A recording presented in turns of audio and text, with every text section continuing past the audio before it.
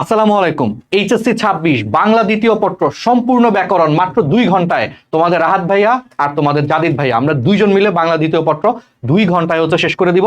একদম 30-এ 30 পাবা। এখান থেকে যা বলবো, যেই পিডিএফ দিব এবং যেভাবে পড়াবো এগুলা করলে ইনশাআল্লাহ এর বাইরে থেকে আর কিচ্ছু আসবে না। 100% কমন। তো চলো তাহলে আমরা শুরু করি।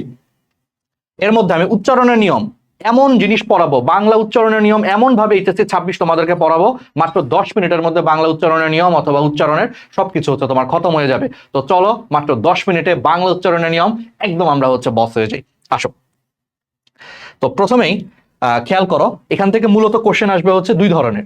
একটা উদাহরণ সহ বাংলা উচ্চারণের 5টা নিয়ম আসবে, অথবা তোমাকে 7টা বা 8টা শব্দ দিয়ে বলবে যে এই 8টা শব্দের মধ্যে যে কোনো 5টা শব্দের উচ্চারণ লেখো। তার মানে অথবা দিয়ে থাকবে, তুমি নিয়ম সহ 5টা এক্সাম্পল দেখতে পারো, অথবা তোমার যে কোনো 8টা শব্দ দেওয়া থাকবে, সেখান থেকে তোমার 5টা শব্দের কি লিখতে হবে, 5টা শব্দের তোমার উচ্চারণটা লিখে দিয়ে আসতে হবে। তো চলো তাহলে নিয়মগুলো যেমন আসতে পারে, ঠিক আছে, যে উদাহরণ সহ বাংলা উচ্চারণের 5টা নিয়ম লেখো। তাইলে চলো এটা একটু আমরা দেখি। তাহলে উদাহরণ সহ বাংলা নিয়মের 5টা উচ্চারণে কি লিখতে পারো দেখো।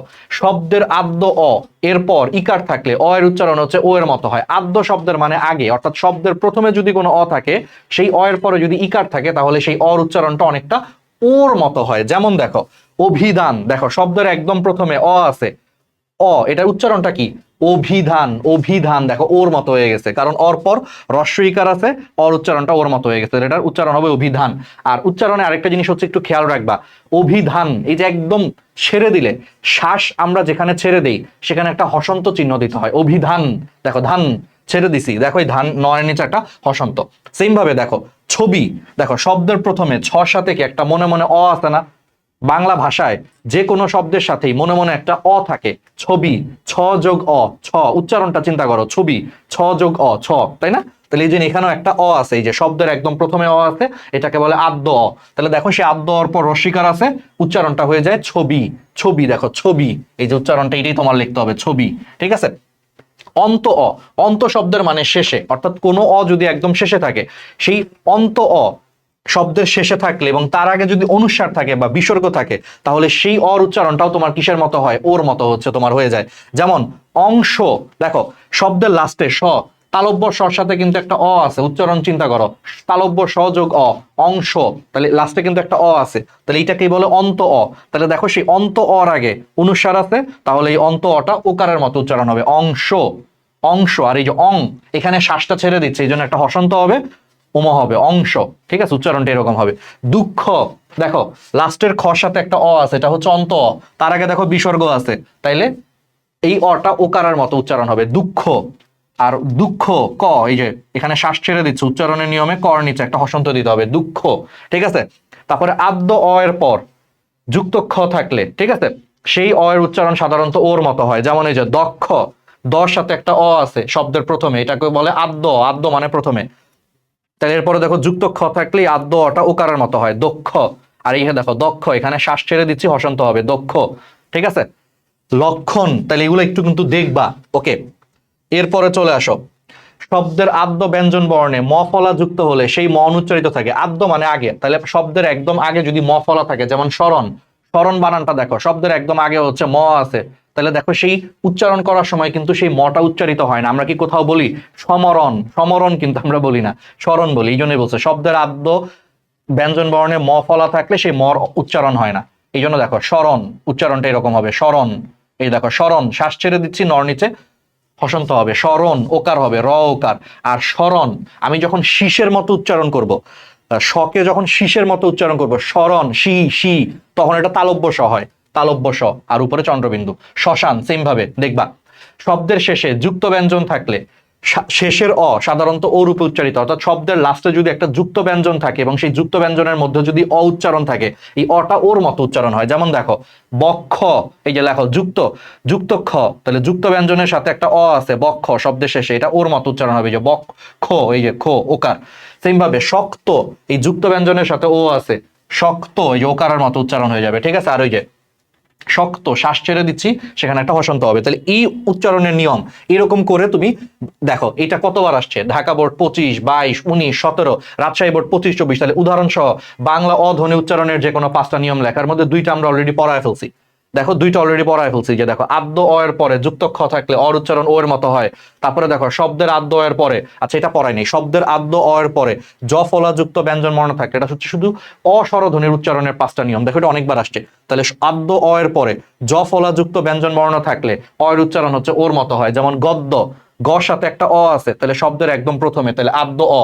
দেখো তারপরে দেখো জফলা আছে, ঠিক আছে, তাহলে এই যে গটা ওর মতো উচ্চারণ হয়ে যাবে গদ্য। দেখছো? কল্যাণ, দেখো ক শব্দ, ক সাথে একটা অ আছে, শব্দের আদ্য অ। এরপরে যে অক্ষরটা আছে তার সাথে দেখো জফলা আছে, তাহলে এই কল্যাণটা ওকারের মতো উচ্চারণ হবে কল্যাণ। ঠিক আছে, এরকম করে হচ্ছে তোমার হয়ে যাবে। এটা তো আমরা একটু আগেও দেখাইছি। মধ্য অ, তাহলে এগুলো একটু দেখবা, ঠিক আছে, এগুলো তুমি পড়লেই বুঝবা, পড়লেই বুঝবা, ঠিক আছে।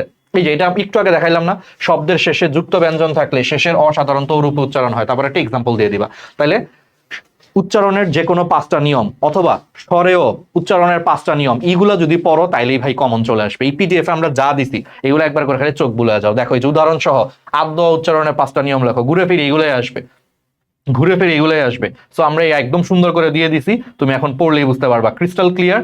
এই কোশ্চেনগুলো সবগুলো দেখো বোর্ডে আসছে। এরকম কয়টা কোশ্চেন আছে বা এরকম কোশ্চেন আছে মাত্র হচ্ছে কয়টা, তোমার হচ্ছে 10টা, 9টা বা 10টা কোশ্চেন, মাত্র 8টা, সরি কয়টা কোশ্চেন দাঁড়াও, হ্যাঁ 9টা কোশ্চেন, মাত্র 9টা কোশ্চেন পড়লে তোমার উচ্চারণের নিয়ম একদম হয়ে যাবে। তাহলে হয় এটা অ্যান্সার করতে পারবা যে উচ্চারণের 5টা নিয়ম এক্সাম্পল সহ, অথবা তোমার আসবে হচ্ছে শব্দ দিবে, যেমন অথবা দিয়ে থাকে। অথবা দেখো যে ঢাকা বোর্ড 25-এ আসছে, এই 8টা শব্দ দিছে, বলছে 8টা শব্দের উচ্চারণ লেখো। এখন যে উচ্চারণের নিয়ম পারো, আমার কাছে লাগে যে উচ্চারণের নিয়ম সহ লেখাটাই সেফ, কারণ মাত্র 8টা কোশ্চেন, 8টা বা 9টা কোশ্চেন তুমি যদি মুখস্থ করে যাও, তুমি ভাই সুন্দর করে লিখতে পারবা। এটা সেফ।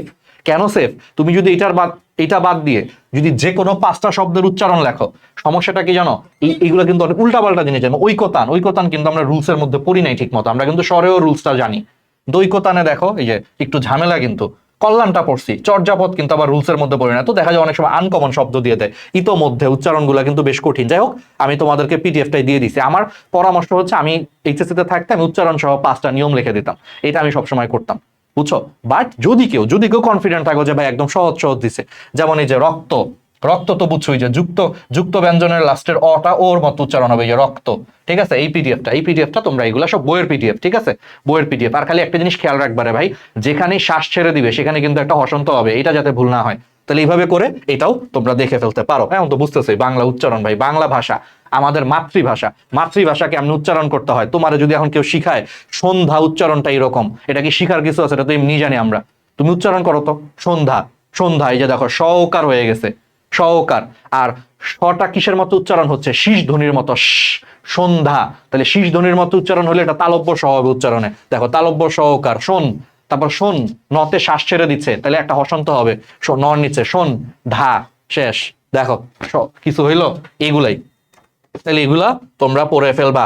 বলছিলাম যে 10 মিনিট লাগবে, বাট দেখো আলটিমেটলি হচ্ছে আমার মনে হয় তোমার এটা 10 মিনিটও লাগে নাই, 8 মিনিট, 8.5 মিনিটে হচ্ছে তোমার শেষ হয়ে গেছে উচ্চারণের নিয়ম। তাহলে দেখছো ক্লিয়ার।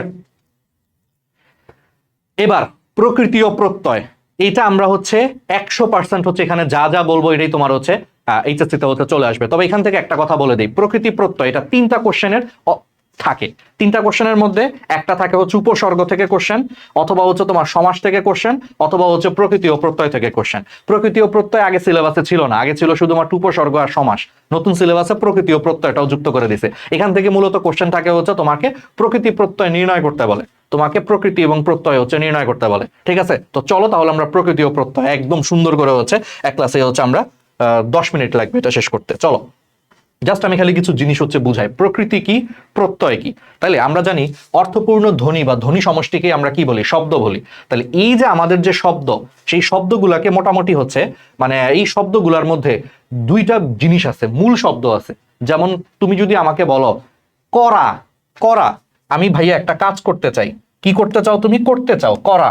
এই করা শব্দটাকে তুমি যদি ভেঙে লেখো, দেখো কর আ, দেখো দেখে মনে হবে কর যোগ আ, এরকম একটা কিছু কিন্তু মনে হতে পারে তোমার কাছে যে করা, করা শব্দটা। তাহলে এই যে করা শব্দটার মধ্যে এইটা কিন্তু আসলে মূল শব্দ, বা এটাকে তোমার বলে ওয়ার্ড রুট, মূল শব্দ বা ওয়ার্ড রুট বলে। তাহলে এই যে বাংলা ভাষায় যত ধরনের শব্দ আছে, সকল শব্দকে আমরা আসলে 2 ভাগে ভাগ করতে পারি। একটা হচ্ছে ক্রিয়া, কাজ করা বোঝায়, অথবা হচ্ছে কাজ বাদে অন্য কোনো কিছু বোঝায়। ঠিক আছে, তাহলে এই যে বাংলা ভাষায় যত ধরনের হচ্ছে মূল শব্দ আছে সেই মূল শব্দগুলোকে আমরা দুই ভাগে ভাগ করতে পারি। এক ধরনের মূল শব্দ আছে যেটা দিয়ে কোনো কাজ করা বোঝায়, আরেক ধরনের মূল শব্দ আছে যেটা হচ্ছে কাজ করা বাদে অন্য কোনো কিছু বোঝায়। তাহলে যেই মূল শব্দ দিয়ে তোমার কাজ করা বোঝায় সেটাকে তোমার বলে ক্রিয়া প্রকৃতি। তাহলে বুঝছো, তার মানে ক্রিয়াপদের মূল অংশকে বলে ক্রিয়া প্রকৃতি। তাহলে ক্রিয়াপদের মূল অংশকে কি বলে? ক্রিয়া প্রকৃতি বলে। ঠিক আছে, ক্রিয়া প্রকৃতি। আমি জাস্ট একটা এক্সাম্পল দিলাম। আর ক্রিয়া প্রকৃতি বুঝাইতে তার আগে এরকম একটা চিহ্ন দিতে হয়, এটাকে বলে ধাতুর চিহ্ন। ঠিক আছে, তাহলে বুঝছো, তাহলে ক্রিয়া প্রকৃতি হচ্ছে তাহলে ক্রিয়ার মূল অংশকে বলে ক্রিয়া প্রকৃতি। এর আরেকটা নাম হচ্ছে তোমার ধাতু। ক্রিয়া প্রকৃতির আরেকটা নাম কি? ধাতু। তাহলে এই ধাতুর চিহ্ন হচ্ছে এরকম। তাহলে বুঝছো, তার মানে ক্রিয়াপদের যে মূল অংশ, মেইন অংশটা, সেই মেইন অংশকে তোমার বলে ক্রিয়া প্রকৃতি বা ধাতু। তার মানে প্রকৃতি হচ্ছে কোনো একটা শব্দের মূল অংশ। Crystal clear? ওকে। তাহলে ক্রিয়ার মূল অংশকে বলা হয় ক্রিয়া প্রকৃতি বা ধাতু। যেমন চলন্ত, চলন্ত একটা ক্রিয়াপদ, এটাকে যদি তুমি ভাঙো তাহলে দুইটা জিনিস পাবা, চল যোগ অন্ত। এর মধ্যে মূল অংশটা হচ্ছে চল, তাহলে এটাকে বলা হচ্ছে ক্রিয়া প্রকৃতি বা ধাতু, ধাতুর চিহ্ন এটা। আর এর সাথে একটা জিনিস যুক্ত হয়েছে। তাহলে এইবার দেখো, এই যে প্রকৃতির সাথে, প্রকৃতি মানে মূল শব্দ, তাহলে সেই মূল শব্দের সাথে শেষে যে এক্সট্রা অংশ যুক্ত হয়েছে তাকেই বলে প্রত্যয়। তাহলে মূল শব্দের সাথে অর্থাৎ প্রকৃতির সাথে লাস্টে যে এক্সট্রা অংশ যুক্ত হয় তাকেই তোমার কি বলে ভাই? প্রত্যয় বলে, প্রত্যয়। এটা একটু মজা করে আমরা বাংলাতে যখন পড়তাম তখন মজা করে আমরা বলতাম যে সামনে লাগাইলে, কোন একটা শব্দের সামনে লাগাইলে উপসর্গ, কোন একটা শব্দের শেষে লাগাইলে প্রত্যয়। মজা করে আমরা বলতাম, ব্যাপারটা এরকম। বুঝছো? তাহলে প্রকৃতির সাথে এক্সট্রা যে অংশটা শেষে যুক্ত হয় সেটাকে বলে প্রত্যয়। তাহলে এখানে চল হচ্ছে তোমার ক্রিয়া প্রকৃতি বা ধাতু, অন্ত হচ্ছে তোমার প্রত্যয়। ঠিক আছে, তাহলে এটা হচ্ছে ক্রিয়া প্রকৃতি। আরেক ধরনের প্রকৃতি আছে, ওই যে ক্রিয়াপদ বাদে অন্য কোনো শব্দের হচ্ছে মূল অংশকে বলা হচ্ছে নাম প্রকৃতি। ক্রিয়া প্রকৃতি বা ধাতু বাদে অন্য কোনো শব্দের মূল অংশকে বলা হচ্ছে নাম প্রকৃতি। তাহলে দেখো, এই যে নাম শব্দের মূল অংশকে বলে নাম প্রকৃতি। আর নাম প্রকৃতিতে কখনো ওই ধাতুর চিহ্ন দেওয়া লাগে না, এখানে কিন্তু কোনো ধাতুর চিহ্ন নাই, এটা কিন্তু কোনো ক্রিয়া না। ঠিক আছে, যেমন ধাতুর চিহ্ন দেওয়া লাগে না। যেমন রোগা, যেমন বলা হয় তোমাদের তুরাব ভাই অনেক রোগা, তাহলে রোগা, এই রোগা শব্দটা আসছে হচ্ছে রোগ যোগ আ থেকে। ঠিক আছে, এখানে রোগ তো বুঝতেই পারতেছো, রোগটা হচ্ছে তোমার মূল শব্দ, তার সাথে দেখো এক্সট্রা যুক্ত হয়েছে। তাহলে মূল শব্দ বা নাম প্রকৃতির সাথে এই যে এক্সট্রা অংশ যুক্ত হয়েছে এটাকে বলে তোমার হচ্ছে প্রত্যয়। ঠিক আছে, তাহলে এখানে রোগ হচ্ছে মূল শব্দ বা নাম প্রকৃতি, আর হচ্ছে আ হচ্ছে তোমার প্রত্যয়। তাহলে বুঝতে পারছো? তাহলে আশা করি আমরা বুঝতে পারতেছি। এখন আসো আমরা হচ্ছে তাহলে প্রত্যয় তো তাহলে বুঝলাম যে যেই বর্ণ বা বর্ণগুচ্ছ ওই যে শব্দমূল বা ক্রিয়ামূলের পরে যুক্ত হয়ে নতুন শব্দ গঠন করে তাকে বলে প্রত্যয়। যেমন রোগ, রোগ একটা শব্দ, তার সাথে আরেকটা প্রত্যয় যুক্ত হয়েছে আ হয়ে একটা নতুন শব্দ গঠন হয়ে গেছে রোগা। তাহলে এই যে প্রত্যয় হচ্ছে কোন একটা শব্দমূলের শেষে যুক্ত হয়ে নতুন শব্দ গঠন করে, এটাকে প্রত্যয় বলে। যেমন বন্ধু একটা শব্দ, তার সাথে তা যুক্ত হয়ে বন্ধুতা।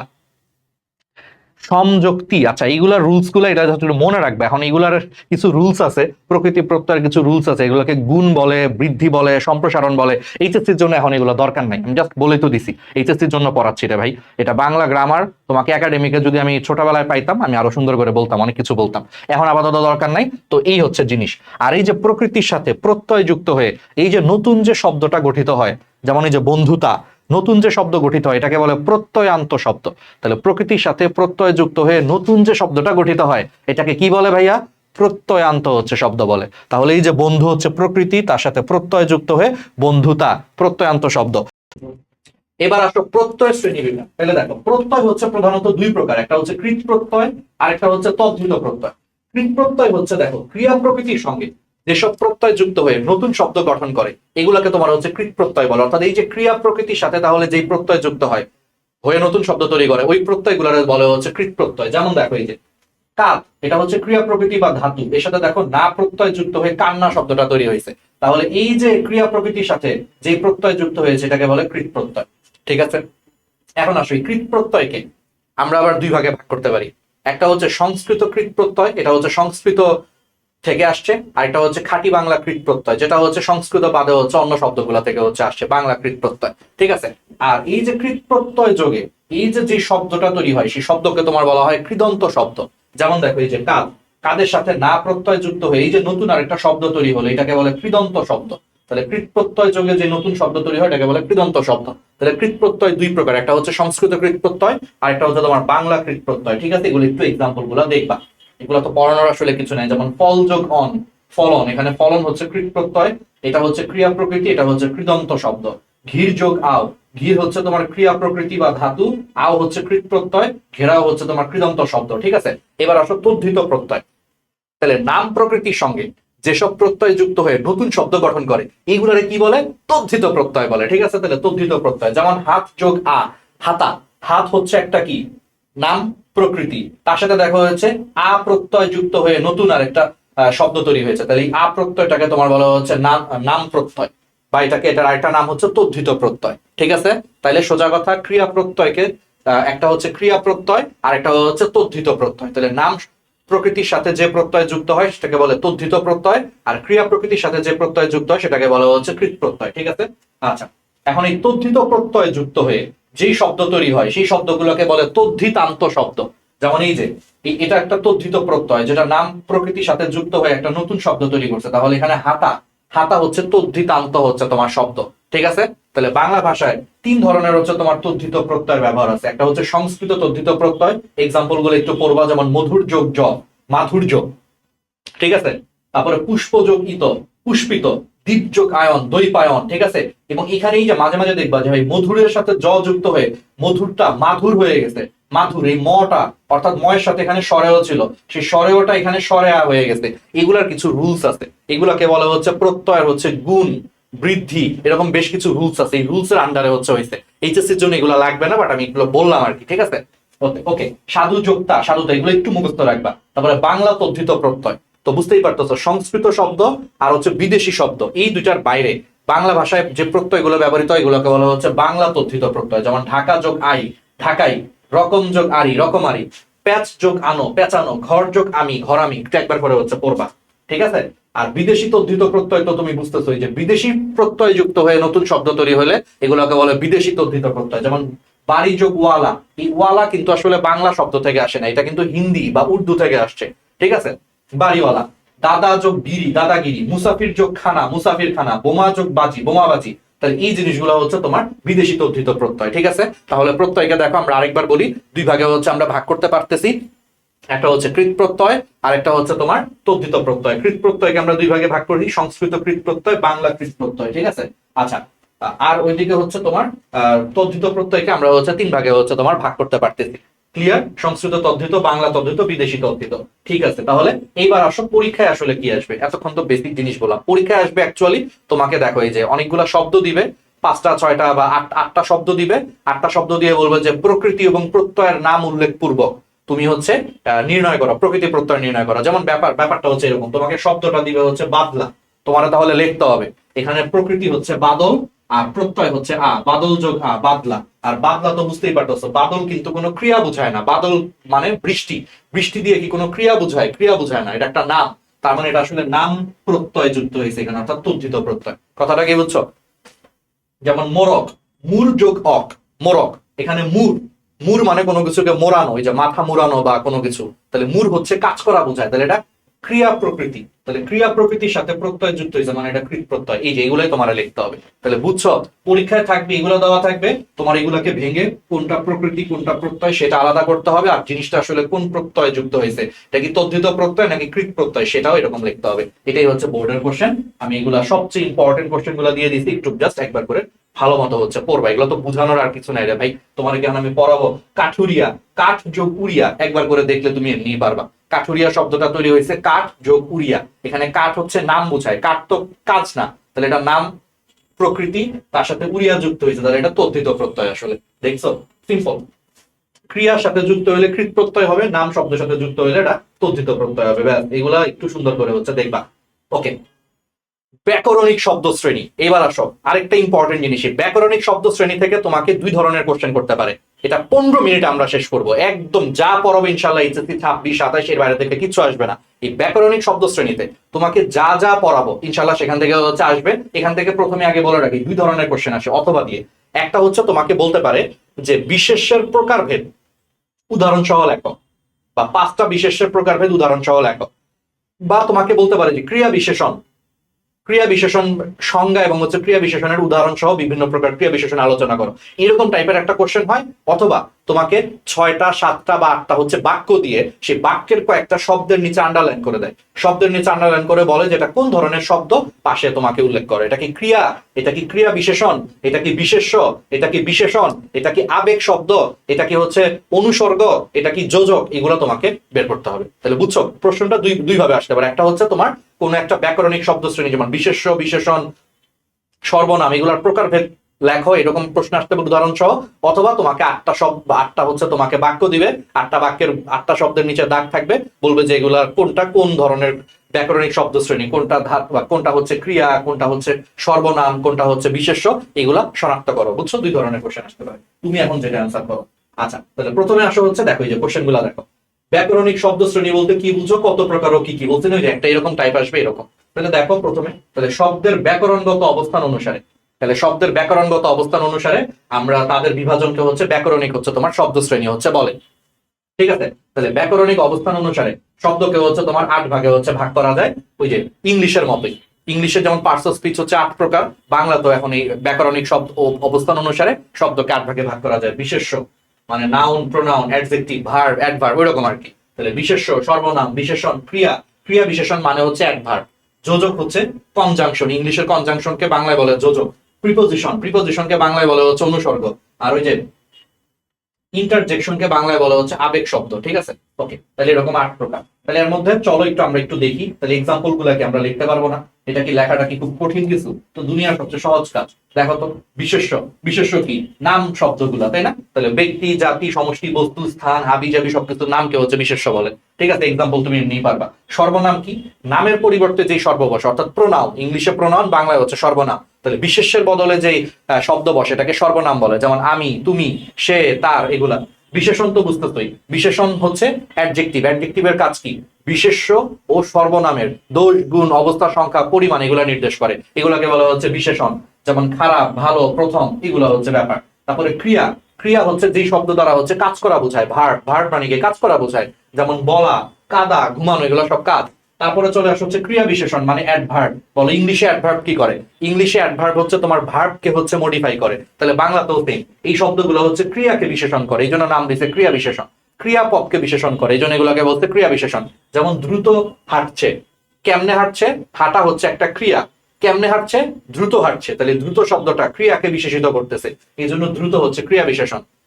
সে ধীরে খাচ্ছে, খাওয়া একটা ক্রিয়া, কেমনে খাচ্ছে, ধীরে খাচ্ছে, তাহলে ধীরে শব্দটা ক্রিয়াকে বিশেষিত করতেছে, এগুলো হচ্ছে ক্রিয়া বিশেষণ। দেখছো কিছু হইলো, একদম সহজ। এরপরে চলে আসা হচ্ছে যোজক। যোজক মানে ওই যে কনজাংশন, মানে একটা শব্দকে আরেকটা শব্দের সাথে যুক্ত করবে, অথবা একটা বাক্যের সাথে আরেকটা বাক্যকে যুক্ত করবে, ব্যাপারটা এরকম। অর্থাৎ শব্দ শব্দের সাথে অথবা শব্দের সাথে বাক্যের বা বাক্যের সাথে বাক্যের সংযোজন করবে, সংকোচন করবে বা বিয়োজন করবে, এটাকে যোজক বলে। যেমন এবং, ও, অথবা, আর, এগুলো হচ্ছে যোজক। অনুসর্গ হচ্ছে কাইন্ড অফ, এটা ইংলিশে তুমি অনেকটা ইয়ের মতো মনে করতে পারো, প্রিপোজিশনের মতো মনে করতে পারো, দ্বারা দিয়ে জন্য, এগুলো হচ্ছে অনুসর্গ। আবেগ শব্দ হচ্ছে ওই যে ইংলিশে ইন্টারজেকশন, আহ কি সুন্দর দৃশ্য, বাহ ছেলেটা বেশ ভালো, এগুলো হচ্ছে কি আবেগ বোঝায়, এগুলো হচ্ছে আহ বাহ হুররে হুররে, আর্জেন্টিনা হেরে গেছে ঠিক আছে। আচ্ছা আর্জেন্টিনা সাপোর্টাররা মন খারাপ করো না, তাহলে হুররে এগুলো সব কি আবেগ শব্দ, ঠিক আছে।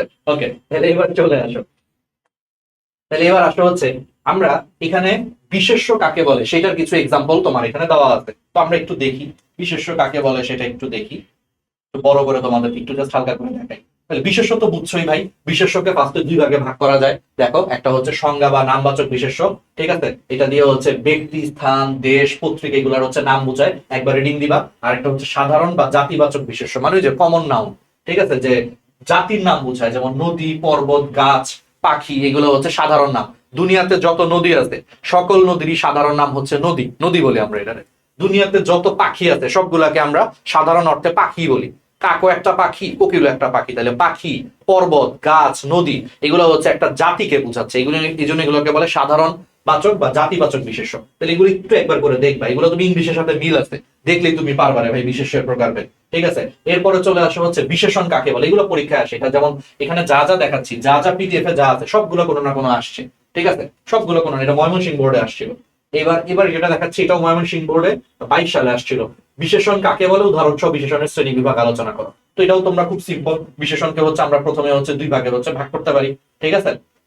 একটা হচ্ছে নাম বিশেষণ আর একটা হচ্ছে ভাব বিশেষণ। তাহলে নাম বিশেষণ হচ্ছে এটা বিশেষ্য বা সর্বনামকে বিশেষায়িত করে, তাহলে বিশেষ্য বা সর্বনামকে বিশেষিত করে, এটাকে হচ্ছে নাম বিশেষণ বলে।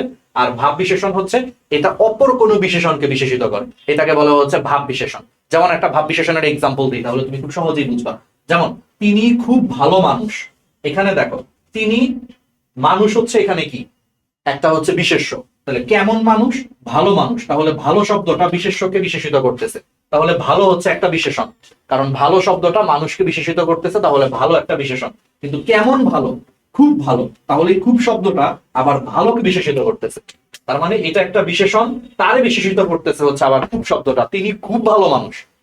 প্রথম কথা হচ্ছে মানুষ একটা বিশেষ্য, কেমন মানুষ, ভালো মানুষ, তাইলে ভালোটা মানুষকে বিশেষিত করতেছে মানে এটা বিশেষণ পদ।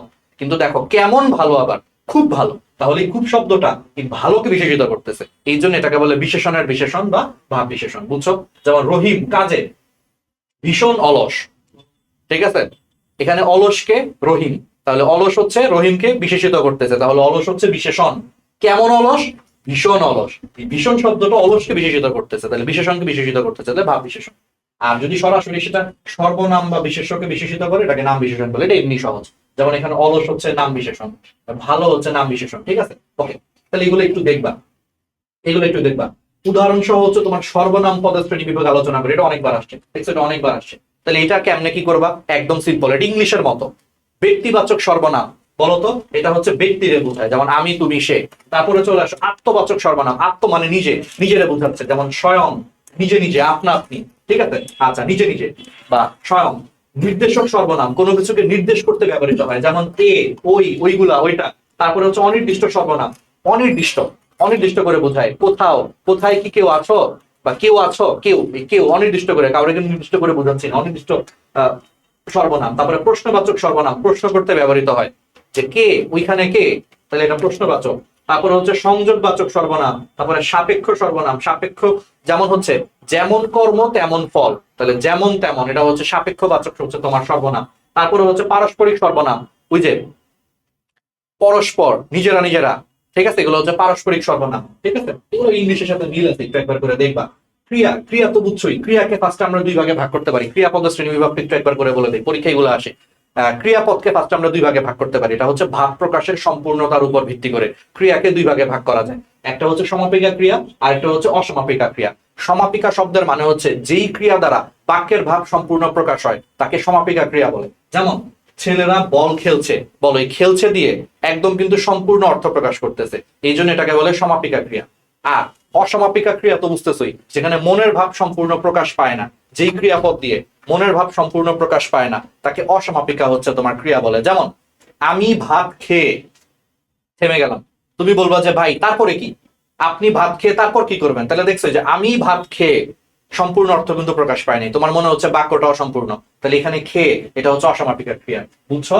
Crystal clear? আর যদি কর্ম অনুযায়ী, কর্মপদ, একটা ক্রিয়ার হচ্ছে কর্মপদ আছে নাকি নাই, অর্থাৎ অবজেক্ট, ইংলিশে বলে অবজেক্ট, একটা ক্রিয়ার হচ্ছে অবজেক্ট আছে নাকি নাই তার উপর ভিত্তি করে আবার ক্রিয়াকে হচ্ছে চার ভাগে ভাগ করা যায়, ঠিক আছে? অকর্মক ক্রিয়া, অ মানে নাই, তাহলে যেই ক্রিয়াপদের কোনো কর্ম নাই তাকে অকর্মক ক্রিয়া বলে। যেমন জাদিদ খেলছে, কি বা কাকে দিয়ে প্রশ্ন করা, আমরা ইংলিশে পড়ছি না অবজেক্ট বা কর্ম বের করার জন্য কি বা কাকে দিয়ে প্রশ্ন করা, জাদিদ খেলছে, কি হচ্ছে বা কি খেলছে, অ্যান্সার নাই, কাকে খেলছে, অ্যান্সার নাই, তাহলে জাদিদ খেলছে, এখানে কোনো কর্ম নাই, এটা হচ্ছে অকর্মক ক্রিয়া। এবার আসো সকর্মক, স মানে সহ, মানে আছে, অর্থাৎ এই ক্রিয়াপদের কর্ম আছে। যেমন জাদিদ ফুটবল খেলছে, এখন তুমি বলতে পারবা যে কি খেলছে, ফুটবল খেলছে, তাহলে এখানে কিন্তু খেলছে একটা কর্ম আছে, তাহলে এখানে কিন্তু খেলছে হচ্ছে সকর্মক ক্রিয়া। এবার আসো দ্বিকর্মক ক্রিয়া, দ্বিকর্মক মানে হচ্ছে দ্বি মানে দুই, যেই ক্রিয়াপদের দুইটা কর্ম আছে, এর মধ্যে একটা হচ্ছে ব্যক্তিবাচক কর্ম আর একটা হচ্ছে বস্তুবাচক কর্ম। যেমন জাদিদ সাদিয়াকে ফুল দিল, ঠিক আছে? আচ্ছা, জাদিদ আমার সামনে বসে আছে, একটু মজা করলাম, তাহলে জাদিদ সাদিয়াকে ফুল দিল, তাহলে কি দিল, ফুল, একটা কর্ম চলে আসছে। আর কাকে দিল, সাদিয়াকে, তাহলে দেখো এখানে দুইটা কর্ম আছে, এই জন্য দ্বিকর্মক ক্রিয়া। এর মধ্যে সাদিয়াটা হচ্ছে ব্যক্তিবাচক কর্ম আর ফুল হচ্ছে বস্তুবাচক কর্ম, ঠিক আছে? আর প্রযোজক ক্রিয়া কি, প্রযোজক ক্রিয়া হচ্ছে যেই ক্রিয়াটা একজন আরেকজনকে দিয়ে করায়। যেমন মা শিশুকে ভাত খাওয়াচ্ছে, এখানে মা কিন্তু নিজে ভাত খাচ্ছে না, আরেকজনকে ভাত খাওয়াচ্ছে, তাহলে একজন আরেকজনকে দিয়ে কাজ করে, এই ধরনের ক্রিয়াকে বলে প্রযোজক ক্রিয়া, ঠিক আছে? পারবা? তারপরে আরো কিছু আছে, এগুলো একটু দেখবা। এই তো মূল জিনিসগুলো হচ্ছে দেখা দিলাম। যোজক কাকে বলে ভাই? ওই যে কনজাংশন, কনজাংশনের মধ্যে তোমার কি কি আছে এগুলো তো তুমি এমনি পারবা। সাধারণ যোজক, বৈকল্পিক যোজক, বিরোধমূলক যোজক, কারণবাচক যোজক। সাধারণ যোজক মানে হচ্ছে দুইটা জিনিসকে যুক্ত করছে, নর্মাল ওয়েতে যুক্ত করছে। বৈকল্পিক মানে কি?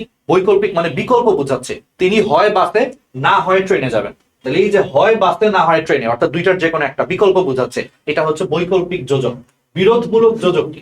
বিরোধমূলক যোজক হচ্ছে দ্বিতীয় বক্তব্যের সাহায্যে প্রথম বক্তব্যকে হচ্ছে বিরোধ বোঝায়। যেমন তোমাকে চিঠি লিখেছি কিন্তু উত্তর পাইনি। তাহলে দেখো চিঠি লিখতে, তাহলে নিয়ম কি ছিল? চিঠি লিখতে ভাই তুই আমার উত্তর দিবি, কিন্তু তোরে আমি চিঠি লিখতে তুই আমার উত্তর দাস নাই, তাহলে এখানে একটা বিরোধ প্রকাশ পাচ্ছে। এই জন্য এটাকে বলে বিরোধমূলক যোজক। এখানে কিন্তু হচ্ছে বিরোধমূলক যোজক, যে দুইটা বিপরীত বাক্যকে যুক্ত করছে, বিপরীত ধর্মী, বিরোধ বোঝাচ্ছে। কারণবাচক, কারণবাচক যোজক মানে হচ্ছে কারণ বোঝায়, কোন একটা ঘটনার কারণ বোঝায় এবং দুইটা অংশকে যুক্ত করে। যেমন জিনিসের দাম বেড়েছে, কারণ পরিবহন ধর্মঘট। তাহলে জিনিসের দাম কেন বাড়ছে?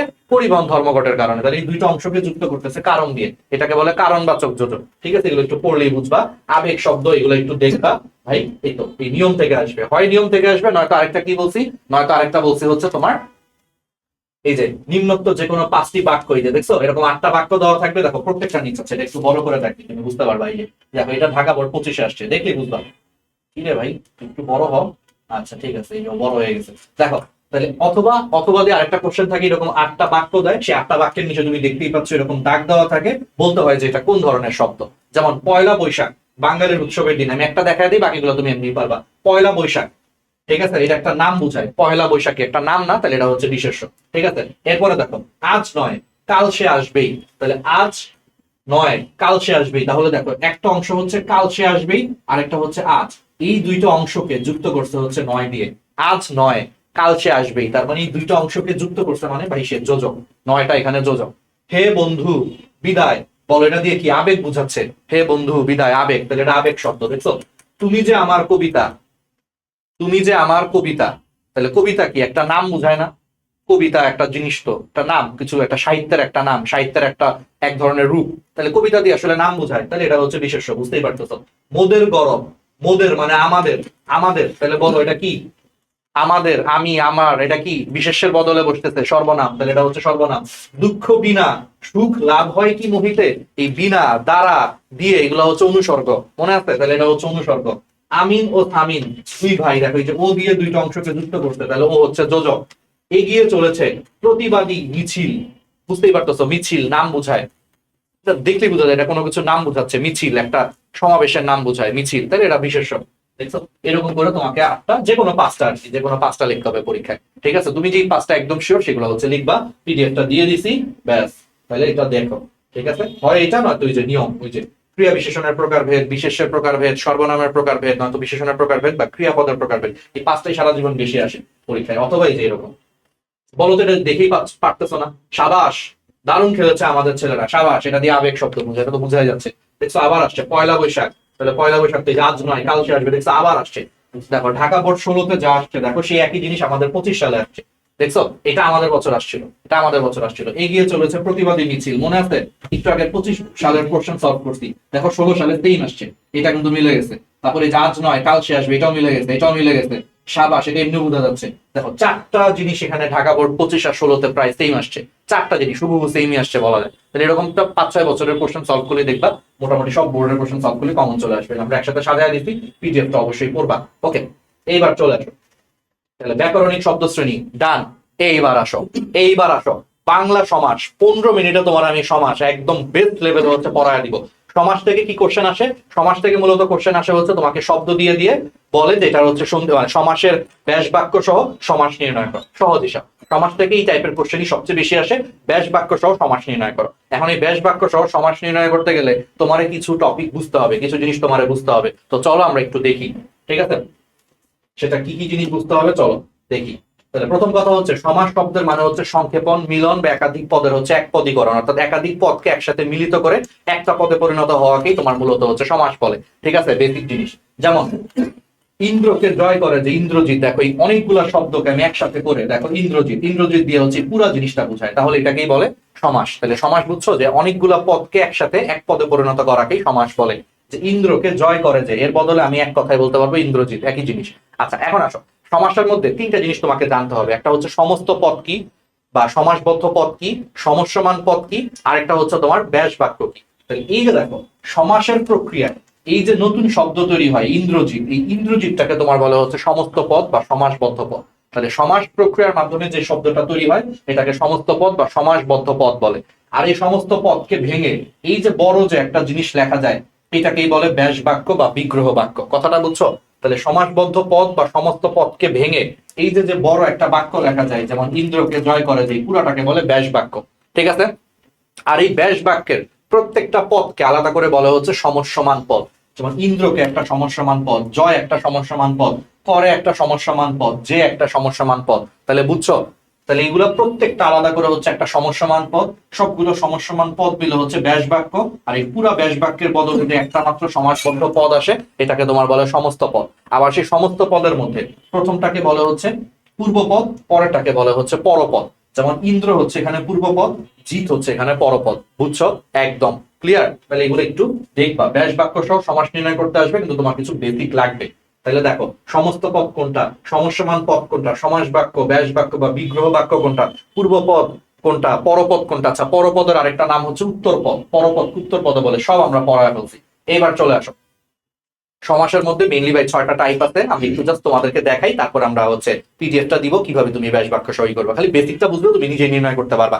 তাহলে প্রথমে আসা হচ্ছে দ্বন্দ্ব সমাস। দ্বন্দ্ব সমাস হচ্ছে এই সমাসে দুইটা শব্দের অর্থই হচ্ছে প্রধান, অর্থাৎ এই সমাসে দুইটা শব্দের অর্থই প্রধান, মানে অর্থের প্রাধান্য পায়।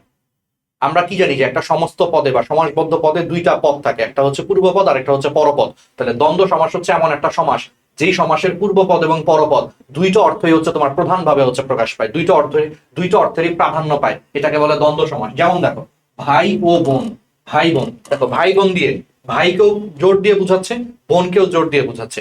তাল ও তমাল, তাল তমাল, এটা তালও জোর দিয়ে বুঝাচ্ছে, তমালকেও জোর দিয়ে বুঝাচ্ছে। ভালো ও মন্দ, ভালো মন্দ, এই ভালো মন্দ শব্দটায় ভালোর উপরও জোর দিচ্ছে, মন্দের উপরেও জোর দিচ্ছে। তাহলে দেখো তো এই সমাসে পূর্বপদের অর্থ প্রাধান্য পাচ্ছে, পরপদের অর্থ প্রাধান্য পাচ্ছে। তাহলে পূর্বপদ পরপদ উভয় পদের অর্থ প্রাধান্য পাইলে এটাকে বলে দ্বন্দ্ব সমাস। ক্লিয়ার? আর দ্বন্দ্ব সমাসের ব্যাস বাক্যগুলো সাধারণত ও দিয়ে যুক্ত হবে। দেখো ভাই বোনকে ভাঙলে ভাই ও বোন, তাল তমালকে ভাঙলে তাল ও তমাল, ভালো ও মন্দ, টক ঝাল মিষ্টি, এটারে ভাঙলে টক কমা ঝাল ও মিষ্টি। তাহলে দেখছো, তাহলে এটা ব্যাস বাক্যে সাধারণত ও থাকে এবং উভয় পদের অর্থই হচ্ছে প্রধান রূপে প্রকাশ পায়। এটাই হচ্ছে দ্বন্দ্ব সমাস। শেষ। এবার আসো দ্বিগু সমাস। দ্বিগু সমাস হচ্ছে এখানে পূর্ব পদে সংখ্যাবাচক শব্দ থাকবে, পূর্ব পদে হচ্ছে সংখ্যাবাচক কোন শব্দ থাকবে, তার সাথে হচ্ছে বিশেষ্য কোন একটা শব্দের হচ্ছে সমাস হবে এবং আলটিমেটলি হচ্ছে পরপদের অর্থই প্রধানভাবে প্রকাশ পাবে, তাকে বলে হচ্ছে দ্বিগু সমাস। আমি একটা এক্সাম্পল দিলে তুমি ক্রিস্টাল ক্লিয়ার হবে। যেমন দেখো তিন মাথার সমাহার, তে মাথা। তাহলে এই শব্দটাই দেখো তে পূর্ব পদে আছে হচ্ছে তে, তে শব্দের মানে তিন। তাহলে দেখো পূর্ব পদে হচ্ছে তোমার সংখ্যাবাচক শব্দ আছে আর মাথা কিন্তু বিশেষ্য।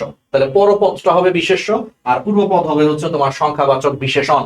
সংখ্যাবাচক বিশেষণ, তাহলে পূর্বপদটা হচ্ছে সংখ্যাবাচক বিশেষণ, কারণ তে মানে হচ্ছে তিন, এটা একটা সংখ্যাবাচক বিশেষণ শব্দ, আর মাথা হচ্ছে বিশেষ্য। তাহলে দেখো সংখ্যাবাচক বিশেষণ শব্দের সাথে বিশেষ্য শব্দের সমাস হয়ে দিন শেষে এটা কাকে প্রাধান্য দিচ্ছে? তিনকে প্রাধান্য দিচ্ছে না, এটা মাথাকেই প্রাধান্য দিচ্ছে, মাথাকেই প্রাধান্য দিচ্ছে, এই জন্য তে মাথা। তাহলে পরপদের অর্থই প্রধান হচ্ছে। সেম ভাবে তিন ভুজের সমাহার ত্রিভুজ, ত্রিভুজ দিয়ে মূলত কিন্তু এই জ্যামিতিক আকৃতিটাকেই বুঝাচ্ছে। তাহলে এখানে মেইন প্রাধান্য পাচ্ছে এই ভুজটা, এই ভুজটাই প্রাধান্য পাচ্ছে, খালি বুঝাচ্ছে এই ভুজের তিনটা বাহু আছে, দ্যাটস ইট, আর কিছু না। তাহলে দেখছো, তাহলে পূর্বপদের সংখ্যাবাচক বিশেষণ শব্দের সাথে পরপদে হচ্ছে বিশেষ্য শব্দের সমাস হয়ে দেখো পরপদের অর্থই তোমার মেইন বোঝাচ্ছে। সপ্ত ঋষির সমাহার সপ্তর্ষি, পঞ্চ ঋষির সমাহার পঞ্চর্ষি, তাহলে এগুলো একটু দেখে ফেলবা। আর দ্বিগু সমাসের ব্যাস বাক্যে সমাহার শব্দটা মূলত থাকে। যেমন দ্বিগু, দ্বিগু শব্দটা নিজেই একটা দ্বিগু সমাস। বুঝছো? দ্বিগু শব্দটা নিজেই একটা দ্বিগু সমাস, যে দ্বি বা দুই গুণের সমাহার দ্বিগু। ঠিক আছে? বুঝছো? তাহলে এগুলো পারবে এবং পরপদের অর্থ এখানে প্রধান রূপে প্রকাশ পায়। এবার আসা হচ্ছে কর্মধারয় সমাস। ঠিক আছে? কর্মধারয় সমাস হচ্ছে বিশেষণ ও বিশেষণ শব্দে কিংবা বিশেষ্য ও বিশেষণ শব্দে যেই সমাস হয় এবং পরপদের অর্থই প্রধান পায় তাকে কর্মধারয় সমাস বলে। অর্থাৎ কর্মধারয় সমাসে আসলে পরপদের অর্থই প্রধান হয়। এখানে পূর্বপদটা হচ্ছে বিশেষ্য হতে পারে অথবা বিশেষণও হতে পারে, কিন্তু পরপদটার অর্থ এখানে প্রধান রূপে প্রকাশ পায়, তাকে হচ্ছে কর্মধারয় সমাস বলে। অথবা এই যে বলা যায় যে বিশেষণ বা বিশেষণ ভাবাপন্ন শব্দের সঙ্গে বিশেষ্য বা বিশেষ্য ভাবাপন্ন শব্দের সমাস হয় এবং পরপদের অর্থটাই এখানে প্রধান প্রাধান্য পায়, পরপদের অর্থটাই প্রাধান্য পায়, সেটাকে বলে কর্মধারয় সমাস। যেমন আমি তোমার দেখাচ্ছি, নীল আকাশ, এটা মানে হচ্ছে নীল যে আকাশ। এখানে দেখো পূর্বপদ হচ্ছে বিশেষণ নীল, নীল কিন্তু বুঝাচ্ছে যে কেমন আকাশ, নীল আকাশ। তাহলে নীল হচ্ছে আকাশের দোষ গুণ বুঝাচ্ছে, কালার বুঝাচ্ছে, তাহলে নীল হচ্ছে বিশেষণ। তাহলে দেখো পূর্বপদে বিশেষণ শব্দের সাথে পরপদে দেখো বিশেষ্য, আকাশ কিন্তু বিশেষ্য, আকাশ একটা জিনিসের নাম। তাহলে পূর্বপদে বিশেষণ শব্দের সাথে পরপদে হচ্ছে বিশেষ্য শব্দের সমাস হয়ে এটা দিন শেষে কার অর্থ প্রকাশ পাচ্ছে বলো? নীল আকাশ বললে তুমি কিসের কথা ভাবো? তুমি কি নীল কোনো কালারের কথা ভাবো, নাকি তুমি আকাশের কথা চিন্তা করো? বলো, নীল আকাশ এই শব্দটা দিয়ে তুমি কার অর্থ বুঝো? এটা এক ধরনের আকাশ, তার মানে এক ধরনের আকাশ মানে আকাশের শব্দ এখানে প্রাধান্য পাচ্ছে, তার মানে পরপদের অর্থটাই প্রাধান্য পাচ্ছে। এই জন্য দেখছো, তাহলে বিশেষণ শব্দের সাথে বিশেষ্য শব্দের সমাস হয়ে পরপদটা এখানে প্রধান, পরপদের অর্থটাই তোমার মাথায় আসতেছে, প্রাধান্য পাচ্ছে, এই জন্য এটাকে বলে কর্মধারয় সমাস। সেম ভাবে সৎ লোক, সৎ যে লোক, সৎ হচ্ছে বিশেষণ, লোক হচ্ছে বিশেষ্য। এটা দিয়ে তুমি কি বুঝাও? সৎ বুঝো, নাকি সৎ লোক বলতে একটা মানুষের কথা মনে পড়ে? তাহলে সৎ লোক বলতে একটা লোকের কথা মনে পড়ে, তাহলে এখানে লোকের অর্থই প্রাধান্য পাচ্ছে, পরপদের অর্থে প্রাধান্য পাচ্ছে, এই জন্য এগুলো কর্মধারয় সমাস। রক্ত কমল, তাহলে রক্ত যে কমল। পাণ্ডুলিপি, পাণ্ডু যে লিপি, একটু একবার করে দেখবা, এই সুন্দর লতাটা একটু ভালো মতো দেখো, এটা পরীক্ষায় বেশি আসে, কারণ এটার ব্যাস বাক্য হচ্ছে সুন্দরী যে লতা। এটা ব্যাস বাক্য থেকে যখন সমাস হয় তখন এই সুন্দরীটা সুন্দর হয়ে যায়। মহাকীর্তি, মহতি যে কীর্তি, তারপরে মহানবী অনেক বেশি আসে, মহান যে নবী, মহানবী, ঠিক আছে? এটা কিন্তু একটু এগুলা দেখবা। ওকে, এবার আসো, এবার আসে কর্মধারয় সমাসকে আবার আমরা বেশ কয়েকটা ভাগে ভাগ করতে পারি। কর্মধারয় সমাসের ক্লাসিফিকেশনটা পরীক্ষা অনেক বেশি আসে এবং এটা তোমার সমাস নির্ণয় করতে গেলেও তোমার বুঝতে হবে। তাহলে প্রথমে আসো, সাধারণ কর্মধারয় সমাস, মধ্যপদলোপী কর্মধারয় সমাস, উপমান কর্মধারয় সমাস, উপমিত কর্মধারয় সমাস, আর একটা হচ্ছে রূপক কর্মধারয় হচ্ছে তোমার সমাস। তাহলে এর মধ্যে চলে আসো, প্রথমে আসা সাধারণ কর্মধারয় সমাস। এটা ভাই এমনি বুঝতেছো যে সাধারণ কোন একটা বিশেষণ শব্দের সাথে বিশেষ্য পদের সমাস হয়ে পরপদের অর্থই প্রধান পাবে, কর্মধারয় মানে পরপদের অর্থ প্রাধান্য পাবে, এটাই হচ্ছে তোমার সাধারণ কর্মধারয় সমাস। যেমন দেখো, নব যে অন্ন, নবান্ন, নব শব্দের মানে কি? নতুন, অন্ন মানে ভাত, ওই যে নবান্ন উৎসব হয়, নতুন ধান কাটে, তাহলে ধানটা নতুন না, নবান্ন, ঠিক আছে? এগুলো হচ্ছে সাধারণ কর্মধারয়, একটু একবার করে দেখবা। পুরো যে চিঠি, পুরো চিঠি, নীল যে কণ্ঠ, নীল কণ্ঠ, ওই যে নীল যে আকাশ, নীল আকাশ, এগুলো তোমরা হচ্ছে সাধারণ কর্মধারয় পারবা এগুলো। এবার আসো, সবচেয়ে ইম্পর্টেন্ট হচ্ছে মধ্যপদরূপী কর্মধারয়, উপমান কর্মধারয়, উপমিত কর্মধারয়, আর একটা হচ্ছে রূপক কর্মধারয়। এগুলো পরীক্ষায় বেশি আসে, এটা একটু বুঝো। মধ্যপদরূপী কর্মধারয় হচ্ছে ব্যাস বাক্যর মধ্যপদটা লোপ পেয়ে হচ্ছে এই ধরনের সমাস তৈরি হয়। তাহলে ব্যাস বাক্যের মধ্যপদ লোপ পেয়ে এই ধরনের সমাস তৈরি হয় বলে মধ্যপদলোপী কর্মধারয় সমাস। যেমন দেখো, ঘরে আশ্রিত জামাই, ঘর জামাই, ঠিক আছে? তাহলে ঘরে আশ্রিত জামাই, দেখো এই আশ্রিত শব্দটা লোপ পেয়ে সমাস হয়ে গেছে ঘর জামাই, তাহলে মধ্যপদ হচ্ছে লোপ পেয়ে গেছে, তাহলে এটা হচ্ছে মধ্যপদলোপী। ঘি মিশ্রিত ভাত, ঘি ভাত, দেখো মিশ্রিত শব্দটা লোপ পেয়ে গেছে, মধ্যপদ লোপ পেয়ে গেছে, মধ্যপদলোপী কর্মধারয়। সিংহ চিহ্নিত যে আসন, সিংহাসন, দেখো চিহ্নিত শব্দটা লোপ পেয়ে গেছে, মাঝখানের পদটা লোপ পেয়েছে, এগুলো সব মধ্যপদলোপী কর্মধারয়, একটু একবার করে হচ্ছে দেখবা। এইবার আসো, উপমান কর্মধারয় সমাস, এইটা খুব ইম্পর্টেন্ট। উপমান কর্মধারয় সমাস হচ্ছে তুমি কোন একটা বস্তুর সাথে তুলনা করবা। উপমান শব্দের মানে হচ্ছে তুলনীয় বস্তু, অর্থাৎ তুমি কোন একটা বস্তুর সাথে তুলনা করবা এবং সেই তুলনায় অবশ্যই এখানে একটা গুণ থাকবে, একটা গুণ বা একটা বিশেষণের একটা এক্সাম্পল থাকবে। উপমান এবং উপমিতর মধ্যে প্যাচ লাগে, আমি তোমার আজকে এমন ট্রিক দেখাবো জীবনও ভুলবা না, ঠিক আছে? এবং এগুলো তোমার বিসিএস এক্সাম পর্যন্ত কাজে লাগবে। আমরা নিজেরা বিসিএস পরীক্ষা দিচ্ছি, তো বুঝতেই পারতেছো আল্লাহর রহমতে বেশ ভালো রেজাল্ট, আমরা কিন্তু প্রিলি পাস করতেছি, রিটেন কিন্তু ভালো করতেছি, তো বুঝতেই পারতেছো আমাদের উপরে ভরসা রাখো, যেমন পড়াবে এটা তোমার বিসিএস পর্যন্ত কাজে লাগবে, ঠিক আছে? উপমান এবং উপমিত অনেকে প্যাচ লাগায় ফেলে, আমি একদম সিম্পল ট্রিক্স বলি। উপমান কর্মধারয় সমাসে একটা বিশেষণ থাকবে বা একটা সাধারণ গুণের উল্লেখ থাকবে, একটা গুণ বা একটা বৈশিষ্ট্যের উল্লেখ থাকবে, তাইলে সেটা উপমান কর্মধারয়। আর যদি কোনো গুণের উল্লেখ না থাকে, কোনো বৈশিষ্ট্য বা কোনো উপাদানের বা কোনো বিশেষণের উল্লেখ না থাকে, সেটা হচ্ছে উপমিত কর্মধারয় সমাস। এক্সাম্পল দিয়ে বুঝাই, দেখো কাজলের মতো কালো, কালোকে একটা গুণের কথা বোঝাচ্ছে না, জিনিসটা দেখতে কালো বা এরকম কিছু একটা, এটা হচ্ছে গুণের কথা থাকলে সেটা উপমান কর্মধারয়, এই জন্য কাজলের মতো কালো, কাজল কালো, উপমান কর্মধারয়। কুসুমের মতো কোমল, কোমল একটা বৈশিষ্ট্য বা একটা বিশেষণ, এটা থাকলেই গুণের উল্লেখ থাকলে এটা উপমান কর্মধারয়, এই জন্য কুসুম কমল হচ্ছে উপমান কর্মধারয়। তারপরে দেখো তুষারের ন্যায় ধবল, ধবল মানে সাদা, সাদা একটা গুণ বুঝাচ্ছে, গুণের উল্লেখ থাকলে উপমান কর্মধারয়। তারপরে দেখো রক্ত লাল, রক্তের ন্যায় লাল, লাল এটা একটা ধর্ম বা একটা গুণের কথা বোঝাচ্ছে, লাল কালার বোঝাচ্ছে, এটা অবশ্যই কি তাহলে উপমান কর্মধারয়। তার মানে উপমান কর্মধারয় হচ্ছে অবশ্যই তোমার কি থাকবে, একটা বিশেষণ থাকবে, সেই বিশেষণটা হচ্ছে গুণ বা বৈশিষ্ট্য প্রকাশ করবে, এটা হচ্ছে উপমান কর্মধারয় সমাস। এবার আসো উপমিত কর্মধারয়। উপমিত কর্মধারয় হচ্ছে, আচ্ছা উপমিত, আচ্ছা উপমিত এখানে মনে হয় নাই, উপমিত এখানে বলতে উপমিত চলে, আচ্ছা একটা স্লাইড মনে হয় বাদ পড়ে গেছে, আমি তোমার লিখেই বুঝাই। উপমিত কর্মধারয় সমাসে এখানে কোনো গুণের উল্লেখ থাকবে না, যেমন পুরুষ সিংহের ন্যায়, পুরুষ সিংহ, ঠিক আছে, বা এটাকে অনেকে সিংহ পুরুষ বলে, যাই হোক। তাহলে এখানে তুমি একটা জিনিস খেয়াল করো, পুরুষ এটা কি একটা বিশেষ্য, সিংহ কিন্তু একটা বিশেষ্য, এখানে কি কোথাও বলছে পুরুষ সিংহের মতো সাহসী, এরকম কিছু বলছে? বলে নাই। আমার কথাটা কি বুঝছো? আগের বার এক্সাম্পলে কি বলছিল, রক্তের ন্যায় লাল, লাল একটা বৈশিষ্ট্য বা একটা গুণ বুঝাচ্ছে, এটা উপমান কর্মধারায় ছিল। কিন্তু এবার একটু এক্সাম্পলটা চিন্তা করো, পুরুষ সিংহের ন্যায়, পুরুষ সিংহ, বলো এখানে কি তোমাকে পুরুষ এটা কি কোনো গুণ? এটা তো একটা বিশেষ্য, সিংহ একটা বিশেষ্য, যদি বলতো সিংহের মতো সাহসী তাহলে এটাকে আমরা উপমান বলতাম, কিন্তু এখানে কোনো গুণের কথা উল্লেখ নাই, এই জন্য এটা উপমিত কর্মধারয় সমাস। ঠিক আছে, বুঝতে পারতেছো? তাহলে এইটা হচ্ছে তোমার উপমিত কর্মধারয়, অর্থাৎ এখানে কোনো সাধারণ গুণের উল্লেখ না থাকলে উপমিত, আর সাধারণ গুণের উল্লেখ থাকলে সেটা হচ্ছে উপমান কর্মধারয়। শেষ, ঠিক আছে, ওকে, পারা যাবে। তাহলে এবার চলে আসো, আর রূপক কর্মধারয় হচ্ছে তোমার দুইটা জিনিসের মধ্যে হচ্ছে রূপ চিন্তা করা হয়, দুইটা জিনিসকে অভিন্ন ধরা হয়, যেমন ক্রোধ, রূপ, অনল।